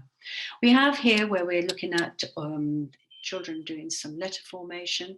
Again, for some children, all those dots may be hugely challenging. You could say, I want you to copy those and do 1 or 2. Giving it a size that is a manageable one. Here, the introduction with the dots. We have a dot here. So children begin to understand that a sound has a dot. And this is really important as we move on, because a bit later on in the program, we're going to have 2 letters that make 1 sound. And then we're going to extend as well. So it's important they begin to get familiar with this. And here we have some vocabulary. Now, maybe children know the word sun, but they may not know the word snail. We have spider, and we have flower. But what we're doing is we're drawing the children to the initial sound. What can they hear? Sun, spider, snail, flower. Again, if you're working online, you could have this sheet online and you could actually have the words underneath. Now, I'm saying the children are not going to be able to read those words, but what you could do is the letter sound that you're introducing having a different color. So they're making the connection. They can make a connection with what they're seeing here, with the sun underneath. And they start to identify the sounds in words. So this is just the first page. So there's an awful lot going on. And then as we progress with the stories in the first group, again, I'll quickly run through the different actions, but it's very difficult when we're working on an online scenario where I can't communicate with you voice to voice. But what you will find is this is so easy to pick up that once you have the actions in your handout at the end, you will be able to do these. So we have very easy. And here with the children are playing tennis. Now, not many children play tennis, but what they are familiar with is that a ball can go backwards and forwards and backwards and forwards. So we have the head going like this. And then when we move on to ear, we talk about the mouse. And here we have our mouse. This is Inky the mouse. But you know what? You can make your own mouse. You can have a paper puppet mouse. You can have a mouse that's cut out from some of the material. You don't have to have this particular mouse. But what we do see is that the mouse has whiskers. And so Inky goes, eat, eat, eat. And there's a lovely story about how Inky gets lots of ink on him as he's playing around on the desk. And then we move on to the p sound, p sound. And again, children love the idea of a party. So as you can see, it doesn't take a lot to remember these sounds. And the last one is one of my favorite ones, which is like this. And in a classroom, of course, you're going to have the boys whizzing along going, let them do it. And even if you only have to interact several times doing these, children learn them very quickly. And if they don't know, if they have friends who don't know, they show them how to do it. Your children become great teachers to the other children in the classroom. So if you think about this, you know, we have a, s, t, e, p, and And I love the one with the ants going up the arm, and children love that. So this is the first group of sounds. And they learn these. You may do them in 1 week, you may do them in 2 weeks. It depends on your planning. But what we do find is that children start using them pretty quickly. Additionally, looking at the vocabulary, we have the storybooks and the Jolly Stories, which is quite a big book. It actually looks at each group that the children are learning and gives them the context of the story. They also have some vocabulary down the side, as you can see here, and they have sound buttons that are slightly embossed so children can be feeling how many sounds that there are in each of the visual cues that they had. And the visual cues are extremely important because children are building up their vocabulary. Again, this might be something that you think about getting later on. But what I want to do is just show you that often schools and centres run on very tight budgets. But what we're looking at is how we can use resources that are constantly touching what we're teaching. So to have stories that link to what I've learned earlier on in the day or what I learned yesterday is making the foundations that children are constructing in their learning. As you can see, they're quite visual, and I'm going to show you how we can use those. So let's have a look at the page of a big book. And here we have the which is a lovely one with the noise of the aeroplanes. But here we have our story. And the story is about a little girl and she's fishing with her grandfather. And they hear a loud sound and they look up and they can see an aeroplane flying in the sky. And I'm ad-libbing now because of the time element. And the girl holds her arms. Now, if I was introducing this to 3-year-olds or 4-year-olds or 5-year-olds, I wouldn't just quickly whiz through the story and then whiz through the letters. There's so much more we could be doing here. And if you think about it, we could do the air letters, get the children to do we could get them to do the action. Thinking about the story, where could they be? What are they doing besides fishing? And we could also ask questions about how they're feeling because we have some emotions here. So children are building up their vocabulary. Even if they're responding to you in their mother tongue, you answer in English. So if somebody said to me in Spanish, "Oh, bueno, muy triste," they're very, very sad, I would say, "You're right, they're sad," or "They're angry." Also, we can ask, we can say, we have these words, we can put them in the context. Where is your neck? Where is your neck? Nip. Now that's a difficult one, nip. But look, we've got some fish here. Maybe the fish are nipping. Let's use our hands to do the action, nipping. Okay, I've just said hands, show me your hands. Okay, how many hands do you have? 2, show me 2. I have 2. And we have man, so I can point to the man. This is a girl and there is a man. So I'm putting these in a context. What the children don't know is that I am passively doing grammar. Where is the man? There. Where is the aeroplane? There. How many hands do you have? 2. They are listening to me doing grammar. Also, we can do cross-curricular concepts such as colours and actions. And I'm actually probably going to use nouns and verbs, but I'm not going to name them. I'm not going to say she is running. Did you hear the verb there? No, because they don't have sufficient knowledge for that yet. But she is running, flying, swimming. I could also do some nouns: airplane, net, jumper. I may even put adjectives: yellow t-shirt, black boots. So although you may not do this with every time you revise this, as you can see, you can build up the materials to be used in many different ways. And this is just one image. So imagine as children are progressing with their language skills, with their ability for observation on what you can do. Now, additionally, there are many resources that can be used for smart boards and online. And I'm just giving you a very small insight into some of these. There are apps for the phones, there are apps for the smart boards, and additionally, there are things that you can interlace into your teaching. But this is just a quick overview.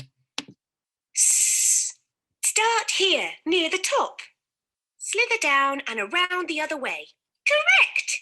Ah, qu, ah, k, quack, b, ah, g, bag. Okay. What I would like to say is I've missed our break. Would you like to have our break now, or should I continue?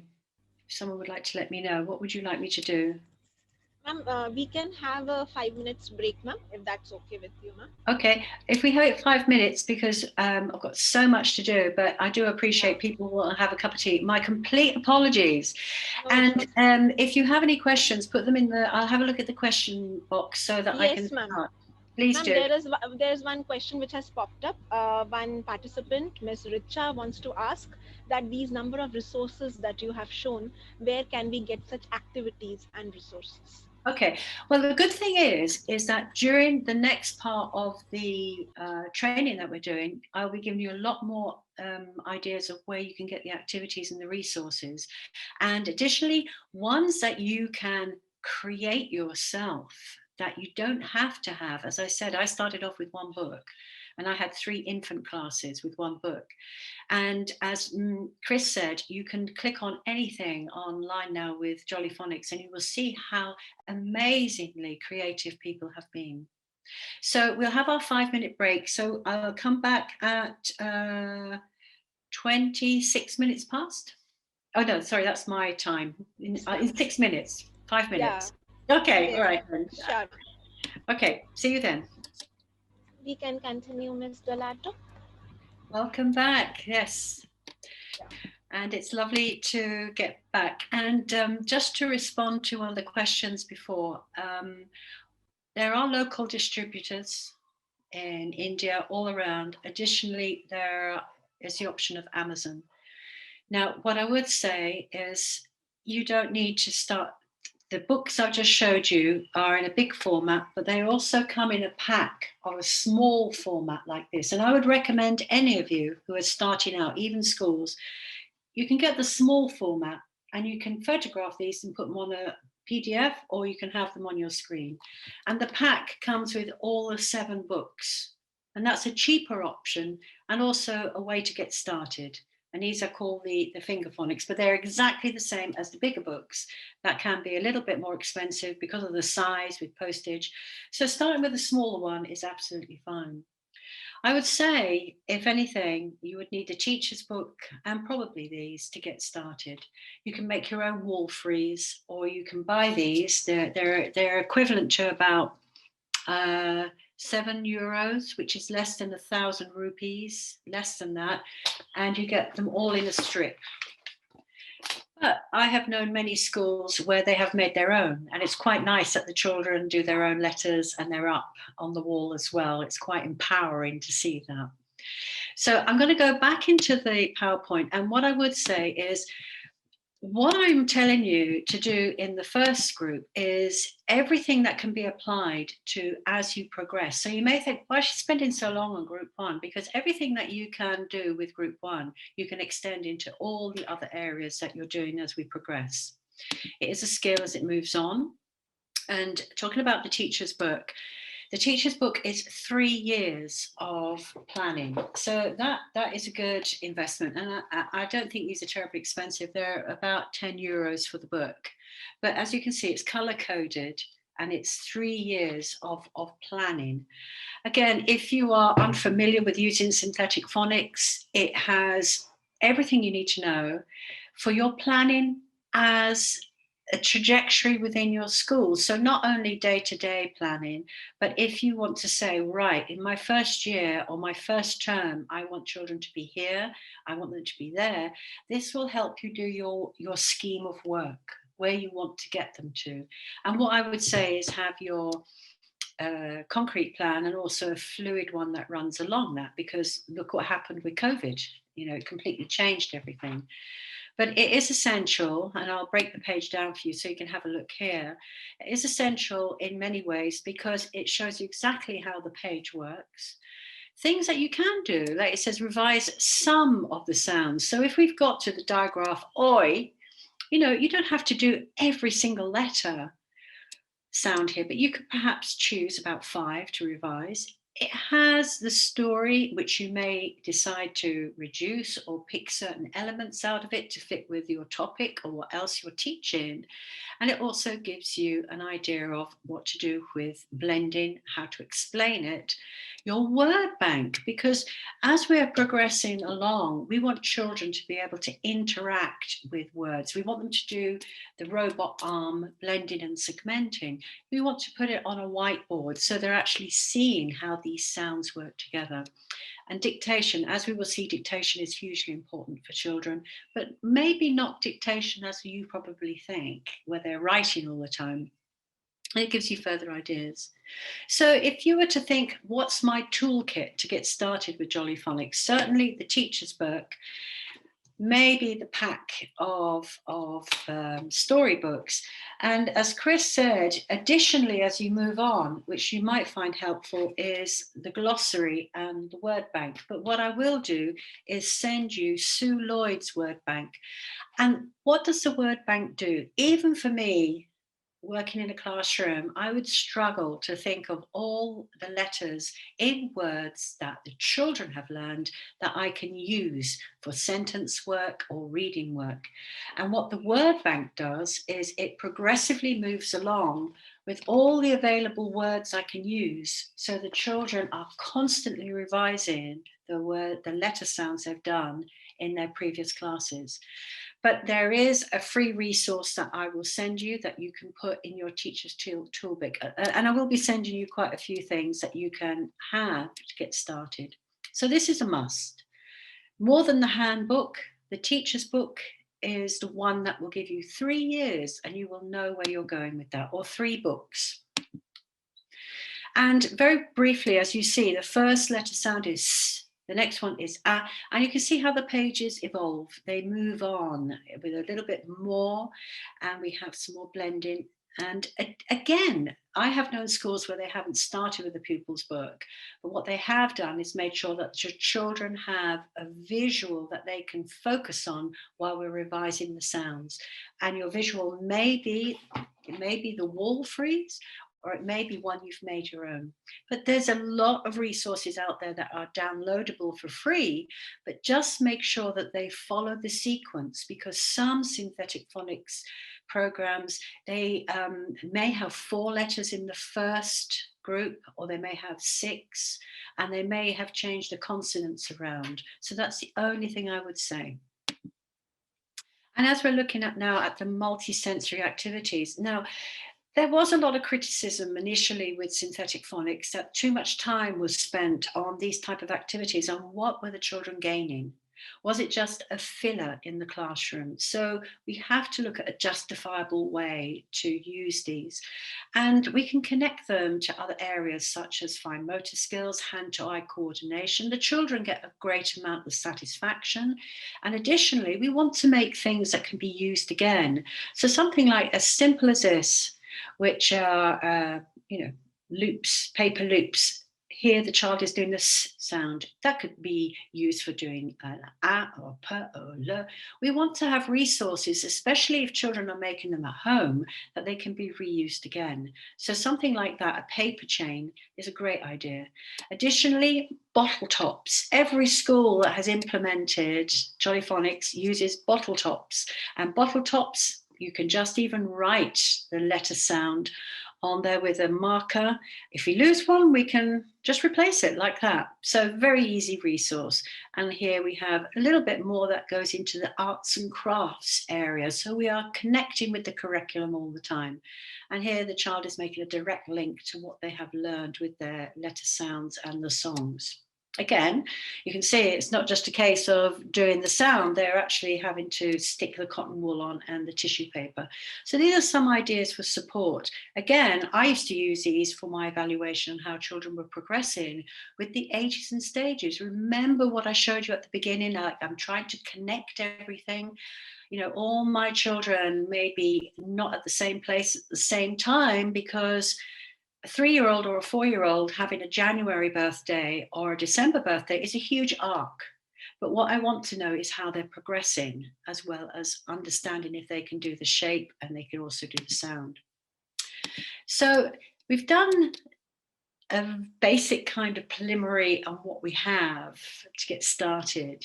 And unfortunately, I can't hear you. But what I'd like you to do is repeat the sounds as I say them. So I'm going to imagine I can hear you to get the timing right. Additionally, children can use something like this while they're learning, which is quite good because it's a little chart that has everything on there, the sounds and how we do it. And even if you get one for your teaching, again, you can have it up on the screen while we're doing the sounds. So I can't hear you, but I'm imagining you're going to give it all you have. So I'm going to start. You ready? A, Ch, I, P, K,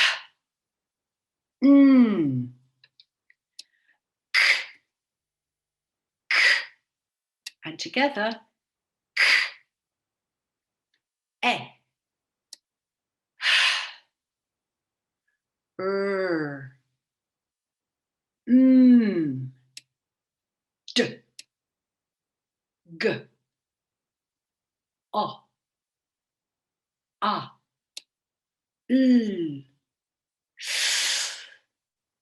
B, A, J, O, I, E, O, Z, Ng, V, U, U, Y, X, Ch, Sh, Z, V, Qu, A, oi, you,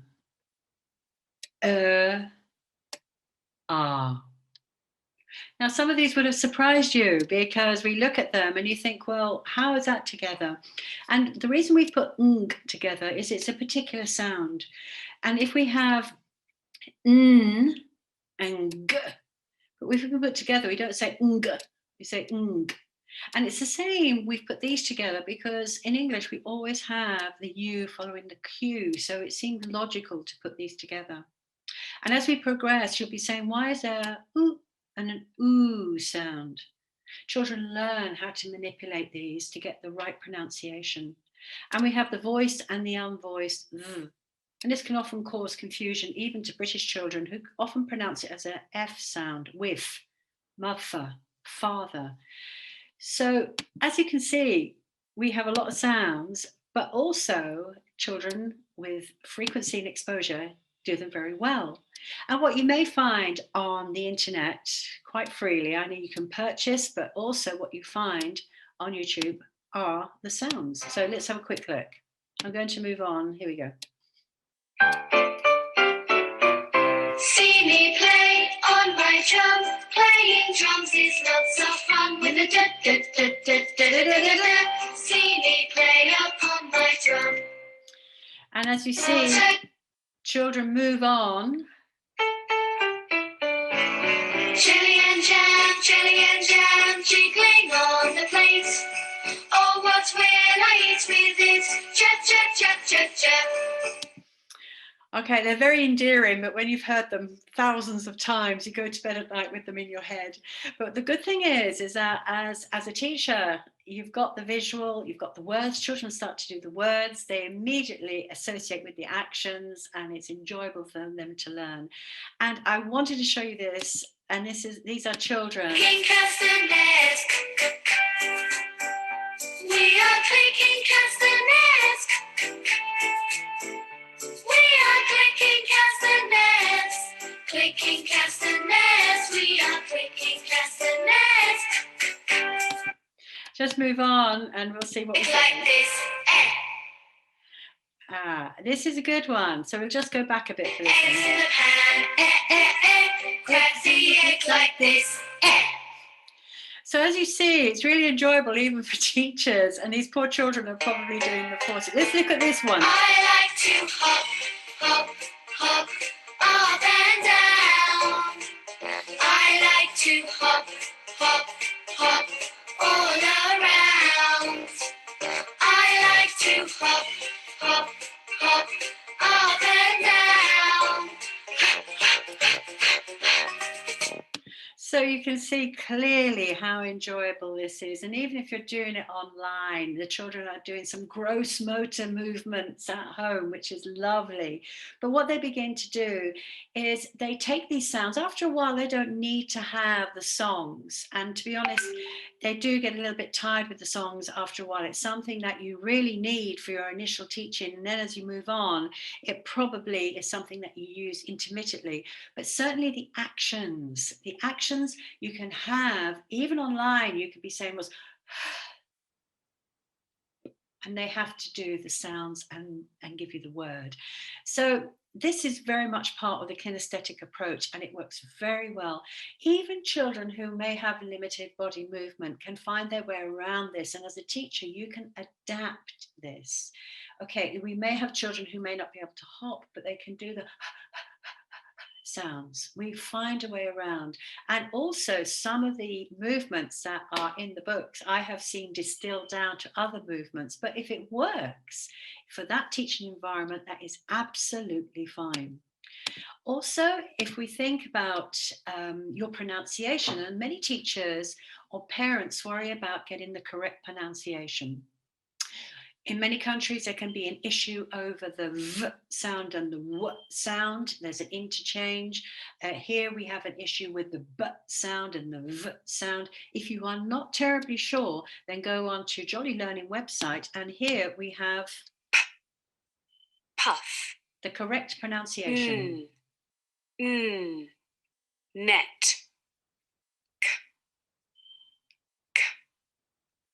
Cat.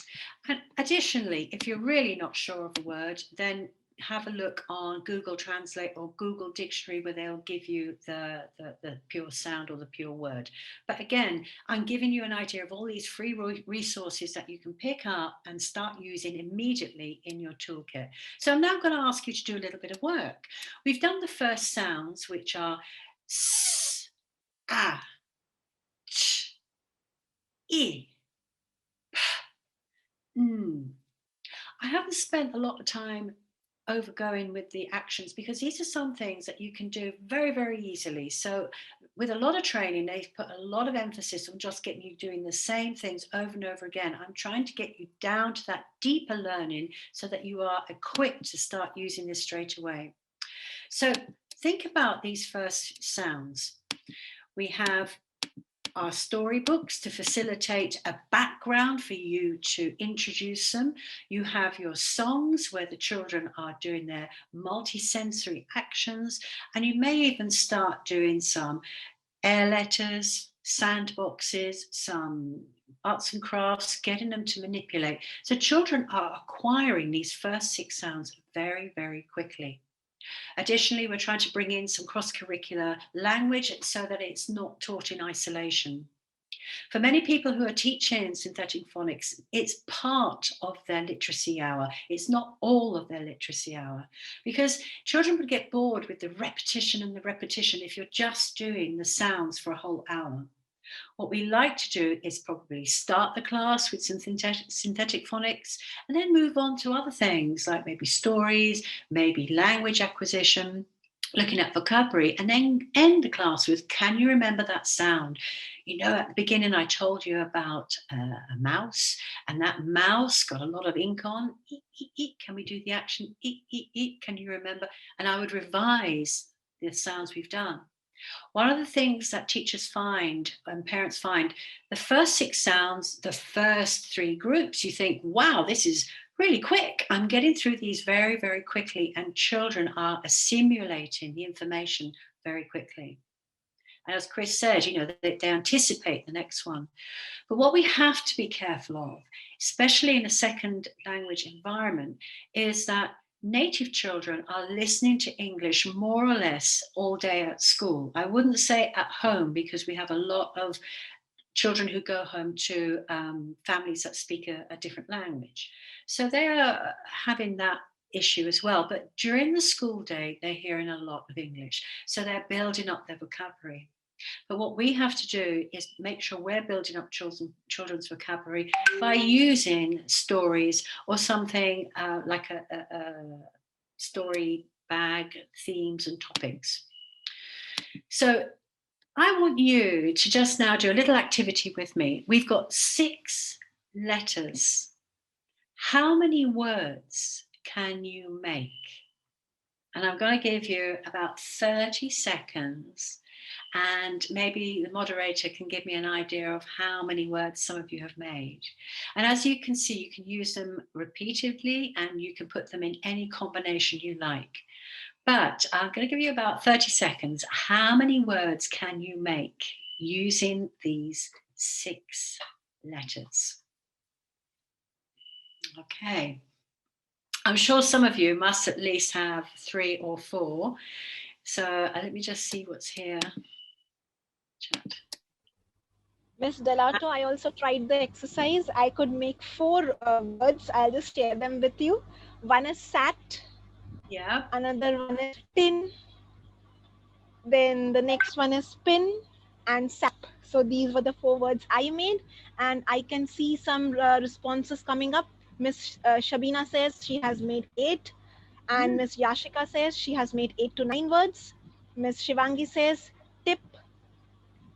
Miss Diana says tip, and Mr. Pavan says I could do 10, and some more examples are pouring in. Well, that is fantastic. And could you imagine how empowering it is if you're a small child manipulating these sounds? And I mean, here we have an example of all the words we can make. There's loads more of what we can make just having these first 6 sounds. Now, what I am trying to exemplify is you're going to be reading these. We are reading these, you know, sat, pat, nap. So we can be reading these combinations. So after 6 sounds, even after 3 sounds, but with 6 letter sounds, we're starting to read. We're starting to read, and we're also starting to look at how sounds can combine together. So we're blending and segmenting, even though we are not really using that term. But one thing we can't use are words like this, Spain or paint, because they have a digraph in the middle. We don't say se, per, a, I, n, and we don't say per, a, I, n, t. Thank you very much for the information on the panel. So this is why having the word bank will guide you in what we can use and what we can't use during this first initial outlay as you move along with the groups. Now, one of the things is we get excellent production. We get children being able to do at, sat, at, pat, and I'll explain about the arm in a moment, but sometimes we're failing with comprehension. So it's a balance. At this point, it's a balance. We want to have production because we want children to recognize each grapheme has a sound.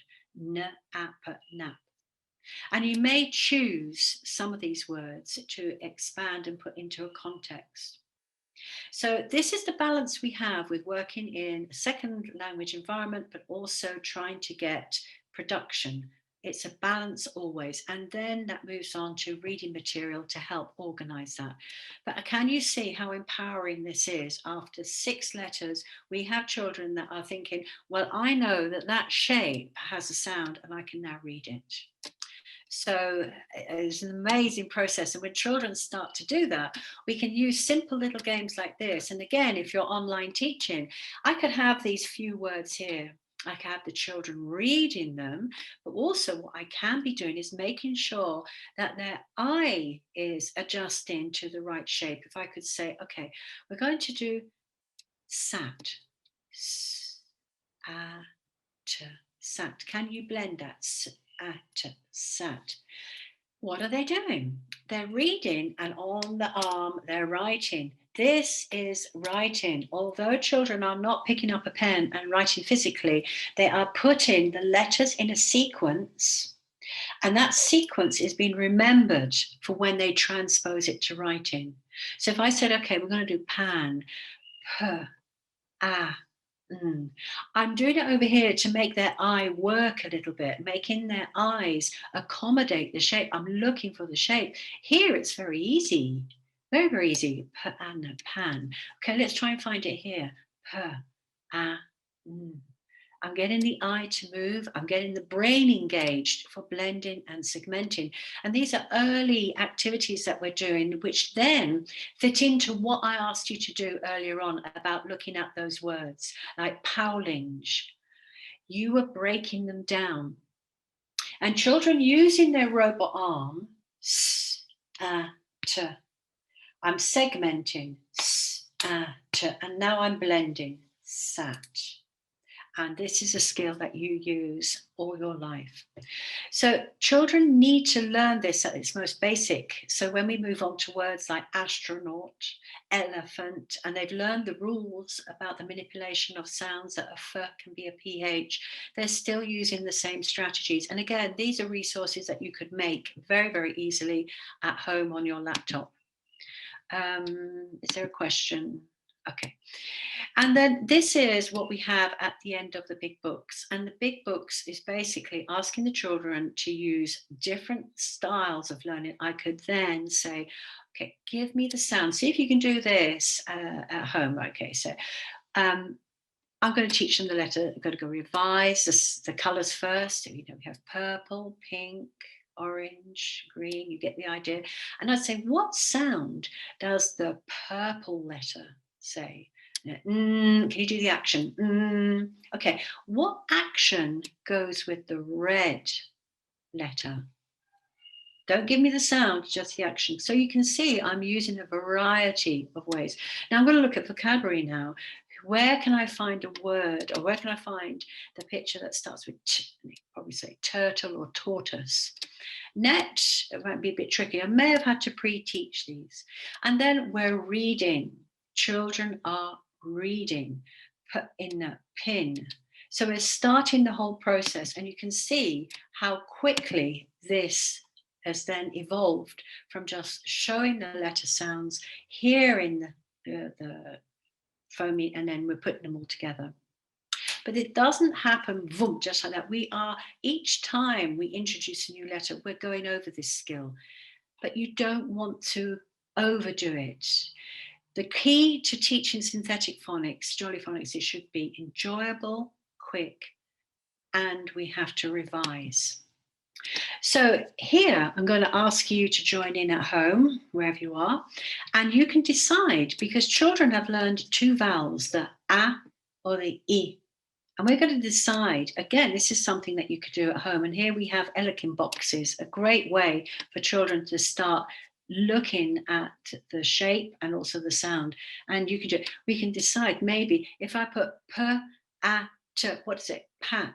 If I put an I, p, I, t, pit. Sound manipulation. They're able to hear or discriminate. N, at, nat, n, it, knit.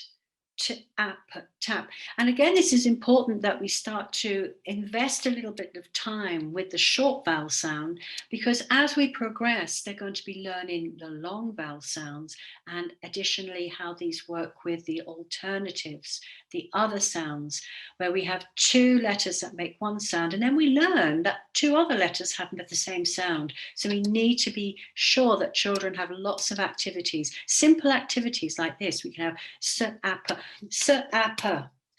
Now change the a for an I. Sip, sip. Okay? Sp, at, s. Does it sound right? Should we try? Sp, it, spit. And we can also start bringing in about sounds. A very easy activity to do for discrimination. And up there you can see what you can have. If you're teaching online, a simple visual like that, and we've got big dots so that they hear the sounds. I mentioned about reading, and as Chris said, there's a whole range of books, and the books come as decodable readers. The difference between a decodable reader is that these books fit with the sound groups. And as you can see on the back here, it indicates the letter sounds that we're covering. Now, these are important because what it means is that the children are revising the letter sounds that they have done, but additionally, they are getting them within some visual cue context. It's important, as we know, because we first learn what an image is like and we attribute a name to it, that children are, one, using books to get directional flow. They become their curiosity with books, as we said earlier. They can have the visual cues to help, and also they're understanding that print has a meaning. And we'll have a look a bit further at decodable books. The problem with books at school is that many schools inherit books that have probably been around for a very long time, and they are written in standard English. Standard English has its place as well, because not the whole world is not a decodable reader. But when we get children with emerging reading skills, we want to have something that is obtainable. Additionally, having a decodable reader is a great way for you to evaluate if children are finger tracking, if they're decoding, if they're using their skills of blending and segmenting. And here you can see all the words that the children can do after group one. And you could put these into very simple sentences, the pan and the tap. And I've introduced two tricky words there, high frequency words. And although the children haven't been taught these explicitly, I'm putting them into a context. And when we do move on to the tricky words, they'll be familiar with them because they've either seen them or heard them. So there's some emerging reading. I started reading in my class with just sentence strips, and I have some visuals. So at this stage, it's repetition. And as you can see, you don't need to spend a lot of time. You could pick 4 different words from here and have them too.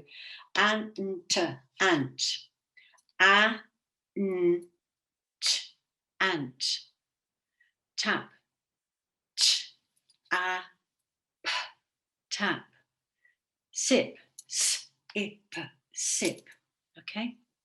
I have got a nice video of that.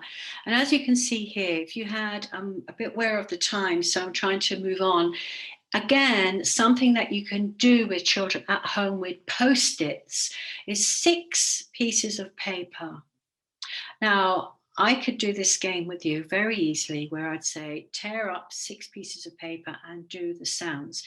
Again, I'm focusing on these sounds, but if you start with these 6 sounds and tell the children to keep them in an envelope, and then we keep adding and we keep adding every sound we learn here. And you could be saying the word and they could be doing this on a table. You need nothing more than that. Although you can buy, the sound boxes. These are the cards that have all the letter tiles in them in a sequence. They have them all here. You can make your own. But can you see something as simple as this can be you could end up with your 36 sounds, your 42 sounds. You can have them a different color. The children can use a crayon, or they can do each group in a different color. But what you can be doing is using this resource at home with the minimum amount of fuss, and children can just use, and you can have them doing their segmenting and blending using bits of paper.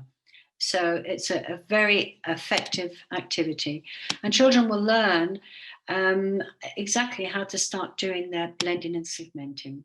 Another thing that I have been doing online with children is visual audio cues, and as you can see here, they know the vocabulary, and we have to say, we've got can you tell it here? Tap. We've got tap. We've got tap. We've got tin. Another one. Scissors. Ant. Pencil. Nest. And I've used this template, and what I just keep doing is looking at clip art and added different letter sounds as we move on. And again, it's a quick fire thing where first of all we will go through the vocabulary: scissors, ant, tin, ice, nest, pencil. And I could say, where's the missing sound? I have ice. What's missing? There. Now again, as you can see, we can move on to something as simple as children doing this at home. Very important that they start with letter formation, but it can take up an awful lot of time in your class. So these are things that can be done at home. And as you can see here, I've made these using word art. But what I've done is I've put cut lines so that children or a parent can cut them out and they can become like a puzzle. Okay, it's simple. Again, all you need is A4 paper, colors, and scissors. And the children, you can do this by hand even. If the parent can cut them out, if it's too challenging for the child, and then you can cut them into sections and they've got a puzzle. Again, the child is engaging using what is the shape, how do I put it together, and what is the sound? A simple plate, you can use salt. I wouldn't use sugar because children are constantly dipping into the sugar. And here we have Play-Doh. And these are pre-writing skills. We're writing. Although I'm not using a pencil, I'm writing, which again is making connections. And simple ones for the fine motor skills, as you've probably used in many of your classes or at home. But look what we're doing here. We're making the connection with the lowercase and the uppercase. So children are seeing the formation. So we have the same sound, but we have a different shape. So again, another way to do it is a letter name. And again, using this is connecting with grammar, where we talk about a noun, a proper noun, the letter name and the letter sound. The letter name is A and the letter sound is A very easy way for children to understand the difference. And again, moving on to more multisensory activities, again, you need to incorporate this into perhaps early years or some of your IEP programming, getting children to be expressive with arts. And I love these. These are Ziploc bags where children can just use the gel in the bag to do especially if it's challenging for children who have got fine motor skill issues. Very simple resources. So after group one, as you can see here, children are beginning to make a connection that a shape has a sound. They also are beginning to become curious about that print has a meaning, and they're doing a lot of auditory and visual blending. You have to make sure that apart from your teacher's book, your book, that you're incorporating some way for children to have gamification. And as you know, with online, children love the fact that they can have something to interact with or finish their class with, that they can say, yes, you know, I got that right. And simple props, you don't have to spend a fortune. And your implementation, as I've mentioned several times, really depends on your age of the child. Yes, in an ideal world, you could learn a letter each day, but what I'd want to be sure of is that the child is understanding the correlation between the letter shape and the letter sound more so. And your desired outcomes, it's very important you know where you want to be. So if you say, okay, from September to December, I'll be very happy if the children have learned 20 letter sounds, but we're also blending and segmenting. You may want more, but you've got to make sure that all the other components are working.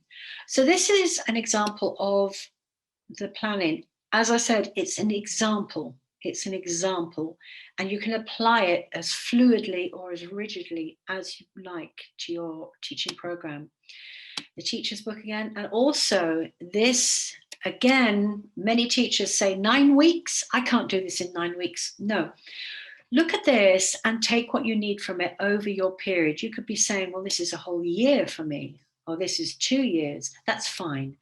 The one thing about this program is it's adaptable to fit how and when you want to teach along with the trajectory that you have. So implementation, it's really important that we have the multisensory side, that you understand the trajectory and understand the importance of investing time at the beginning. Because as we move on, as I showed you with the letter shapes, we have to be secure that children have that foundation knowledge in place before we move on to digraphs and alternatives, and also how you are going to evaluate. There's lots of advice on evaluation. However, what I would say is there are evaluation sheets, there are reading sheets from Sue Lloyd, who is the author of this, but they have their time and their place, and you have to understand that a lot of synthetic phonics implementation is about children acquiring the skills, and that may not be demonstrated in a test, as it were. We want to see the overall effect throughout all the subjects that children do. Planning your classes, how much time do I have? What other literacy activities are you going to be doing? And additionally, don't try and rush things too quickly. So, online, I've done a lot of phonics teaching or helping teachers online. Again, the attention span is very limited, and that's why we need to have these interactive games or games that children can make at home and keep adding to. We can't expect parents to be photocopying, but they can help at least try to have paper and pencil so that we can help children have the letter shapes that they can use at home. And also don't overuse the songs, because one thing I noticed during the pandemic was that overuse of the songs, and children were like, oh no. Think of other ways that you can do blending and segmenting. Okay, I'm just having a look at the time. Right, I'm going to quickly move on to group 2, and we can at least start with understanding that this is very unique. And what have you noticed when you look at these letters? Any questions before I move on to group 2, by the way? Okay. I'm sure the moderator will let me know if there's any pivotal questions. So I invested a lot of time explaining how we get group 1 in. But with group 2, you'll find that it all falls into place now. Everything I've spoken about, it will have a natural logic. But what we have to look at in group 2 is that we have 2 letter shapes that have the same sound. And they can have the same sound if they're an individual or together. And that's the K and the K. And this is the first time the children will see this, and it's quite unique. And so children are introduced to this with a lovely story about a lady clicking castanets. And so we have 2 actions, and it's not the first time we'll have 2 actions on one page, but what we have is 2 actions that will indicate whether it's commonly called a curly cur or a kicking cur. And I've seen lots of variations, but for the top one, it's like this, just like castanets, which is quite nice. But a lot of children don't know what castanets are, so we have to show them that. And also this one is a kite, which is really nice. It's like that. So if I said cat, you'd go like that. And if I said kite, you'd go like that. But what if I said, what's the k sound in clock? Ooh. So we have the k and the k together. And this is the fun part where children have to learn to do these two sounds together. So come on, I can't see you, but I want to see you do the k and the k. And then if we have like in clock, you have to do the two together. So as you can see, it's quite challenging to do that. But why do we have this? And very briefly, so as you can see here, we have this combination of the cut and cut sound. One is from the Latin and the other is from the Greek. And of course, we've decided to keep these and we couldn't decide which one we were going to keep. And then we decided we were going to have both of them, and we might even put both of them together. And putting them both together, we have a kind of a rule. So although we have these rules and children learn rules, the one thing you will identify with English is that we learn rules and then a bit later on we break them. So children are not introduced to the rules per se, but what they are introduced is how these combinations work with other letters. So it's starting already. We're already getting grammar. Now, we have our stories, as I've told you, and again, you can use a lot of variations here for introducing letter shapes, letter sounds, stories, cross-curricular, air letters. And here we have and h. Now, don't worry if you think Yvonne's just flying through doing the actions. The actions are available everywhere. So I'm not worried about you learning the actions. But what I want you to know is the reason behind the methodology of how you teach this. So we have our stories. We also have and And again, we have a dog ripping a rag and the children are hungry for their meal. So we have quite a lot of expansion here. And then we have d. And you may remember in the song, d, d, d, d, d, d, d. I don't recommend you bring drums into class. Can you see lots and lots of things for them to see, hear and talk about? So now we have our two layers of the frieze. One thing I would say is when you're introducing the letters, only put up the letters that you have taught or the group. So if you're making your own frieze, you would do it letter by letter, or as they come in strips, one strip at a time. This is because you don't want to confuse the children and we want them to make connections to what they've already learned. So there's 7 of these. But additionally, what they will do is help with revision. So just like I showed you before, I could say, we're going to do the word pat. Pat. I'm going to do the word hat. Hat. I want you to do the silent actions for the word rat. Okay, I want you to blend and segment. Rat, rat. So I'm using this as not only a reference where the children are seeing the capital letter, the lowercase, and they're remembering what the story was about possibly, but they're also making connections to a word. And I can use this online or in my classroom. If you are going to make your own one, what I would say is have one word. So at least they can see the word. And as you can see here, we've gone for the initial sound. So at least they're making a connection with what they see. And in some schools, I've seen that they've done with both. They've got tennis with a capital or maybe tennis with a lowercase. So you've whizzed through the second sound. And as you can see here, we've got loads more words that we can use for blending and segmenting, and children are beginning to understand about consonant blends. We're not calling them consonant blends, but what they're hearing is pack, pack, and we're getting them to identify. Remember what I said about the vowel sounds? And also, okay, we haven't taught these explicitly, so I would keep to what the children have done, which is an a and an I. But my word bank will help me understand that I shouldn't race too far ahead. I should stick to what the children only know.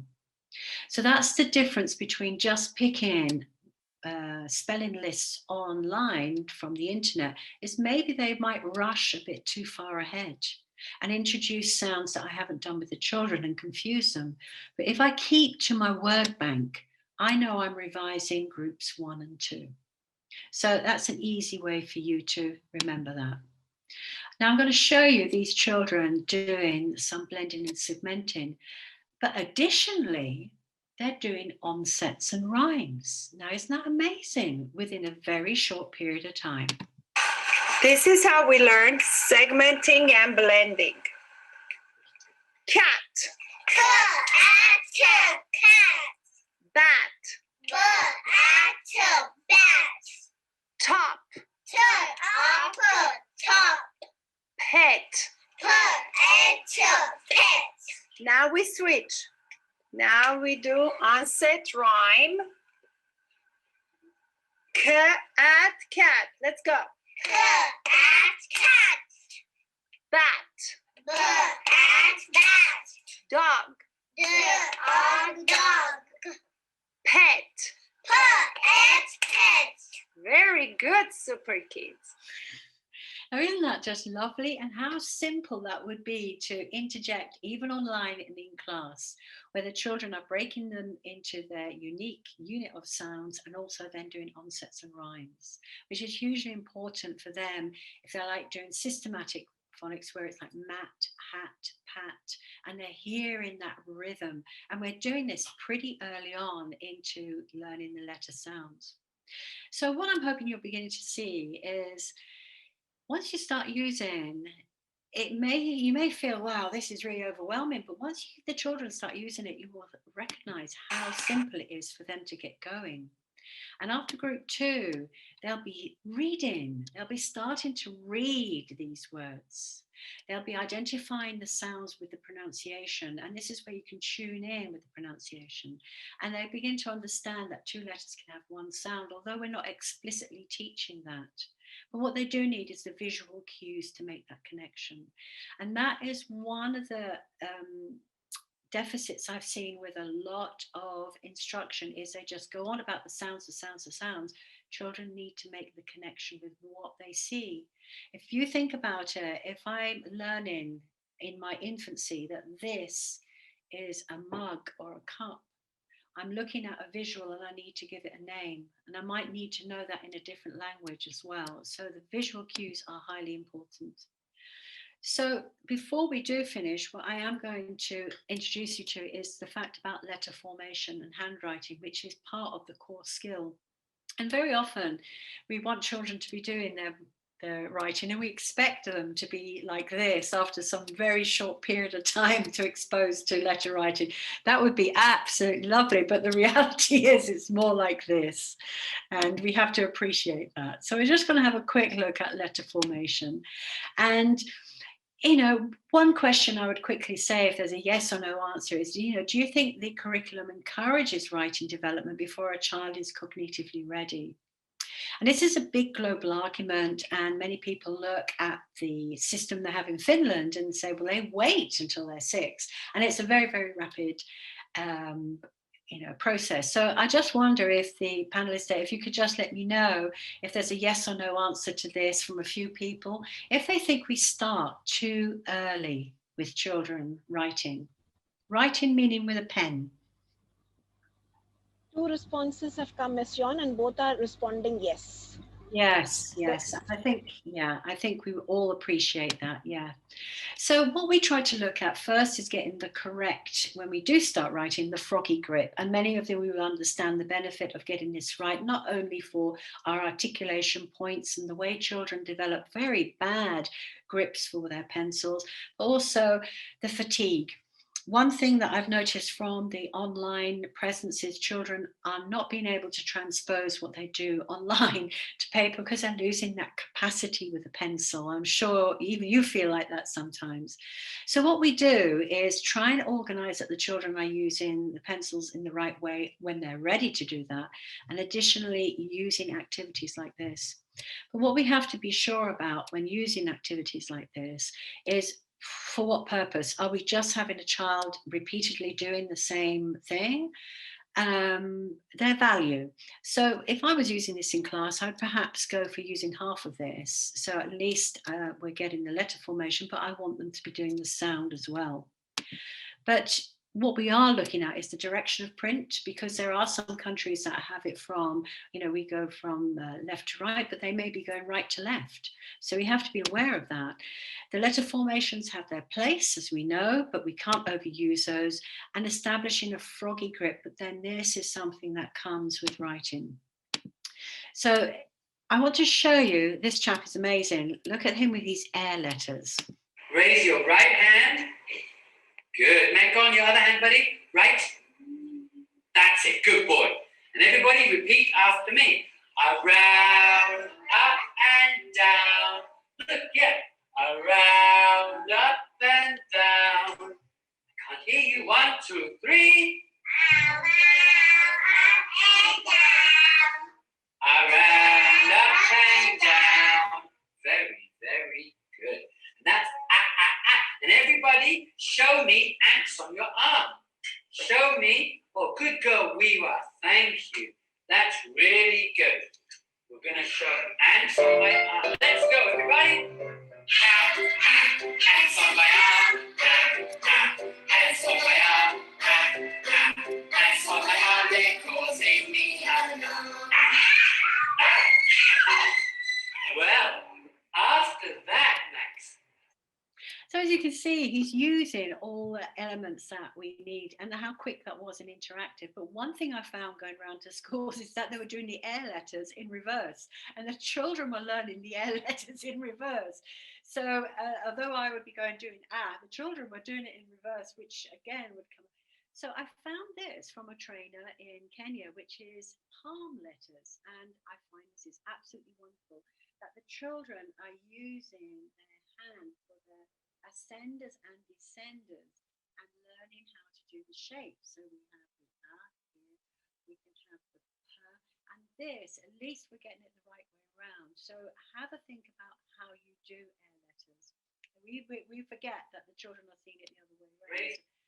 And additionally, you are probably very aware of the stages of development, but we need to do these. We need to scribble. We need to pretend we're writing. We need to be doing these letter strings, be it from left to right or right to left, because it's building up the process and attempting to use them for the Ms. Yan, sorry for the interruption, but we are getting some responses from the participants that your voice has suddenly become low. So, okay. Can you hear me now? Is that better? Yeah, it's better. Okay. And also when we're doing our simple spellings. Now, what do we mean by this? Another little quick question before we go is often we rush this process. So I won't wait for a response, but I'm going to show you what I mean. This type of activity is really important for children to start learning about their ascenders and descenders. However, we don't want them to be spending arduous amounts of time doing this without any purpose. But if you are working with children in an environment where they may find it challenging to start writing, there's various things you can do. These are woolen things. We have a ball. And also we can adapt a pencil to suit the child's needs as their emerging styles start. Additionally, this is perfect when children are trying to make sense, but use every opportunity. Round the curly caterpillar, up and down. Perfect! Isn't that lovely? And that can be done at home. We don't need to have a whiteboard or anything. It can just be done at home with a little pot of water on the table doing these. And of course, if we're going to be using anything like this, please get them to do the sound as they're doing it. Otherwise, it's copying and it has no purpose if they're just copying and they're not doing the sound. And as you can see here, the child is doing capital letters. So be careful that you also have capital letters and you have the lowercase. And you can make your own cards, but these are the sound cards. And as we progress, you can see the dots are helping the children to discriminate how many sounds are in the letter. Now, before we do close, I would like to talk about writing in a way that is completely different. To me, this is writing. Children have heard a story in their literacy hour, and the story has been Three Little Pigs. So I'm getting children to use some skills that may transpose from my phonics class. I'm asking them to sequence. So they've got a beginning and a middle and an end, just like a word, at. So the children are writing. They're writing, but it's using their visual and oral skills to tell me the story. Now, because they have emerging writing, this may well be after they've done the letter sounds, all of them, I've given them 3 post-its, and those post-its are helping me evaluate what they know. I can tell that this child knows her tricky words. We have a contraction, and we also have more or less all the CVC words are correct. But let's have a look at this other child. This child, well, yeah, we've got the sequence of the story, and while the child is telling me the story, I can gauge their knowledge of language. But also, we may have some errors with some of the words. So I want you to think about what writing means to you and what it means to a child. This is a form of writing. They're giving you the story in a sequence. We have a beginning, we have a middle, we have an end, just the same as constructing a sentence. And additionally, they have some very simple writing activities embedded in this.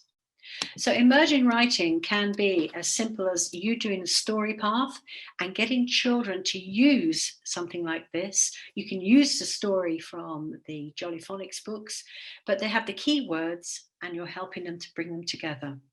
This is a skill that evolves as they go along, but it's something that can start as simple as this. Additionally, when we get back into the classroom, children organizing their thoughts and using language that will then transpose to creative writing and free writing that we do in Pupils Book 3. And this is a child who has dyslexia in primary, but I wanted to show how they were using the path to put all their skills together to be able to tell me the story orally. And doing so orally, I'm hearing pronunciation, punctuation, exclamation, intonation, and also with the clips here, the clip art, and also that, I'm seeing some of what he's learned from his classes. So as you can see, very briefly, writing doesn't have to be what you think it is. And before we close, I'd like to just show you this class doing dictation, but not dictation as we know it. So you guys can work together, please, out there. So show me the word and. Very good. You did that. And 3, 2, 1. Good. And next word, let's go fast, is. Listening? Next word. In. See that perfect? Let me do this over. 1 in, and let me in. 3, 2, 1. Okay, now, your next word, listen carefully. 3 sounds. Now.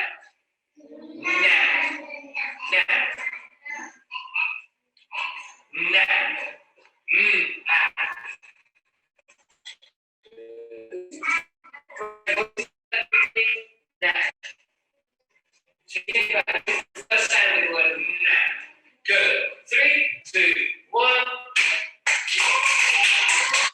Isn't that wonderful? The children are working together, they're helping correct each other, they're using plastic letters to do the dictation, and then they're having the visuals to support that.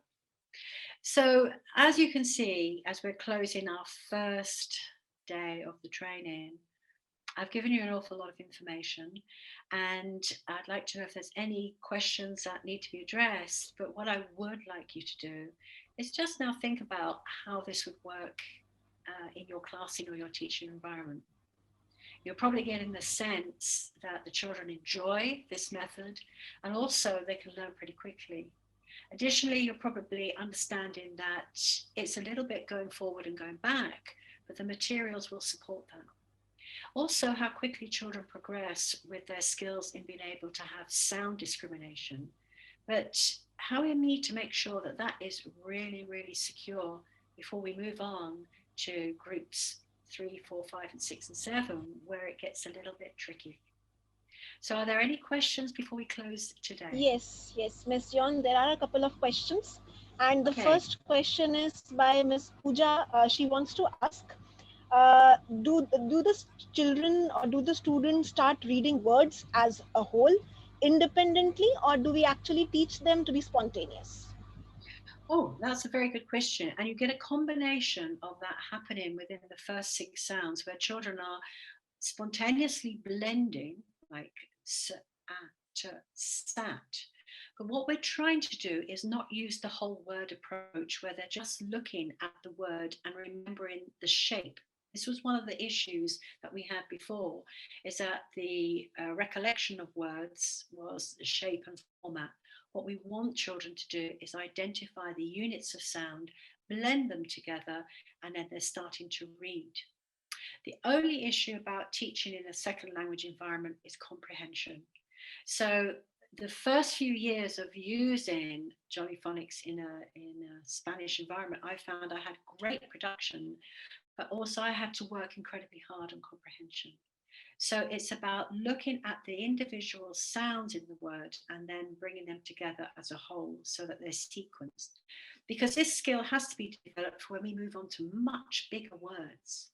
However, tricky words are more or less sight words. And when we talk about these tomorrow, you'll understand we need a different approach. Any other questions? Yes, ma'am. There's another question. One participant, Miss Vandana, she wants to know, how can we distinguish the sound of the letter E and A, because they both sound similar? Yeah, they do. And as you noticed, I had that activity with the short vowel sounds so that we get the discrimination really, really pure at the foundation stage. So that when we move on, they have no issue with that. And again, this is a very common issue with, it's a global one really, where we hear the vowels in a different context. I would say that if you were in a classroom and you were recognizing that much of your class were making that mistake, you would have to go back over your planning and look at more activities and more visual ones to support. Are the children hearing a or e or a? And how you're implementing that. That is where dictation helps. And as you see, I don't mean dictation in the way we saw it, but certainly children manipulating the sounds and having that understanding of vowel discrimination. So we'll talk a little bit more about that tomorrow. There's a last question by Miss Kamia. She wants to know, how do we pronounce C in pencil? Pencil. Now as you remember at the beginning, there was a slide that showed you the S sound, how it can evolve on to be manipulated like the C in city. So we wouldn't use that word in the early stages of teaching synthetic phonics because it would be highly confusing. But then as children move on with the program, they begin to learn of the additional sounds that the original sound has made. So just like you saw that pure sound of the simple code of S for snake and sun, children then move on with knowledge further on, understanding that the S sound can be the same in station, psychology, and scent. So that's one of the things you will understand about using the program, that we start with the pure sounds first and then move on. And that is completely different from the analytical approach where you learned pencil and nobody explained to you why a k sound is saying a s sound. So once we've done this tomorrow and you get a copy of the simple code and complex code in your pack with your certificate, you will actually see how this progresses. Is another question? Yeah, Jyotsna wants to ask you, Ms. Delato, as the sound of C and K is similar, what if children get confused with the spelling? Is it okay with that? Yeah, they do get confused, and there'd be no way of denying that children get confused with a cut and a cut and a curly cut. And this is why we need to do something like the actions, because if I said to you cat and you're going like this, I'd say, no, it's not that cut, it's the cut. And they begin to understand like the actions have a different symbol. So that's a way that we get children to understand. Additionally, it's again looking at the printed word to understand how it can be manipulated. I would say there's no easy answer for the cut and cut except for exposure. The using of the modeling of the actions are a help, and also the dictation again. Another question? Ma'am, Mr. Pavan wants to know, how are the props used? Are they theme-based or sound-based? They can be both. I mean, a lot of the props that you're seeing there is to manipulate the as simple as like I have lollipop sticks here. We're all looking at the sounds. So, and in fact, if you were doing a topic alongside using the Jolly Phonics program on animals, you would highlight the animals that fitted in with your sounds. So it's always about the sounds. It's always about the sounds, not the theme, the sounds. That, I think, brings us to, let me check. Yeah, there's one more question by Miss Ayushi. What is the right age to start phonics with the learners? Okay. Again, this is debatable. I have been in schools where they've started at 18 months, and this may be considered a little bit too young. However, the argument there is that we're introducing children to letter shape and letter sound correlation, but very, very slowly. The only thing with starting too young is that once they move into the kindergarten class at 3 years old and they're bored. They don't want to hear it all again. Most schools start at 3 years old, and it's quite passively introduced, not aggressively. Every day would be way too much because children have so many other learning areas in their day. But again, this is why I come back to looking at your program. Exactly what do you expect? Where do you want children to be when they are moving from infant or kindergarten into elementary or primary? So if you have an understanding that if they're going to primary or elementary school, you know, if they're going at 5 years old, what do you want them to have at 5 or 6 years old? Be able to read to a certain level, be able to write to a certain level. And we need to work backwards and see how that fits in with your planning. But additionally, what we'll see tomorrow are the first groups we whiz by, and then we need to slow down.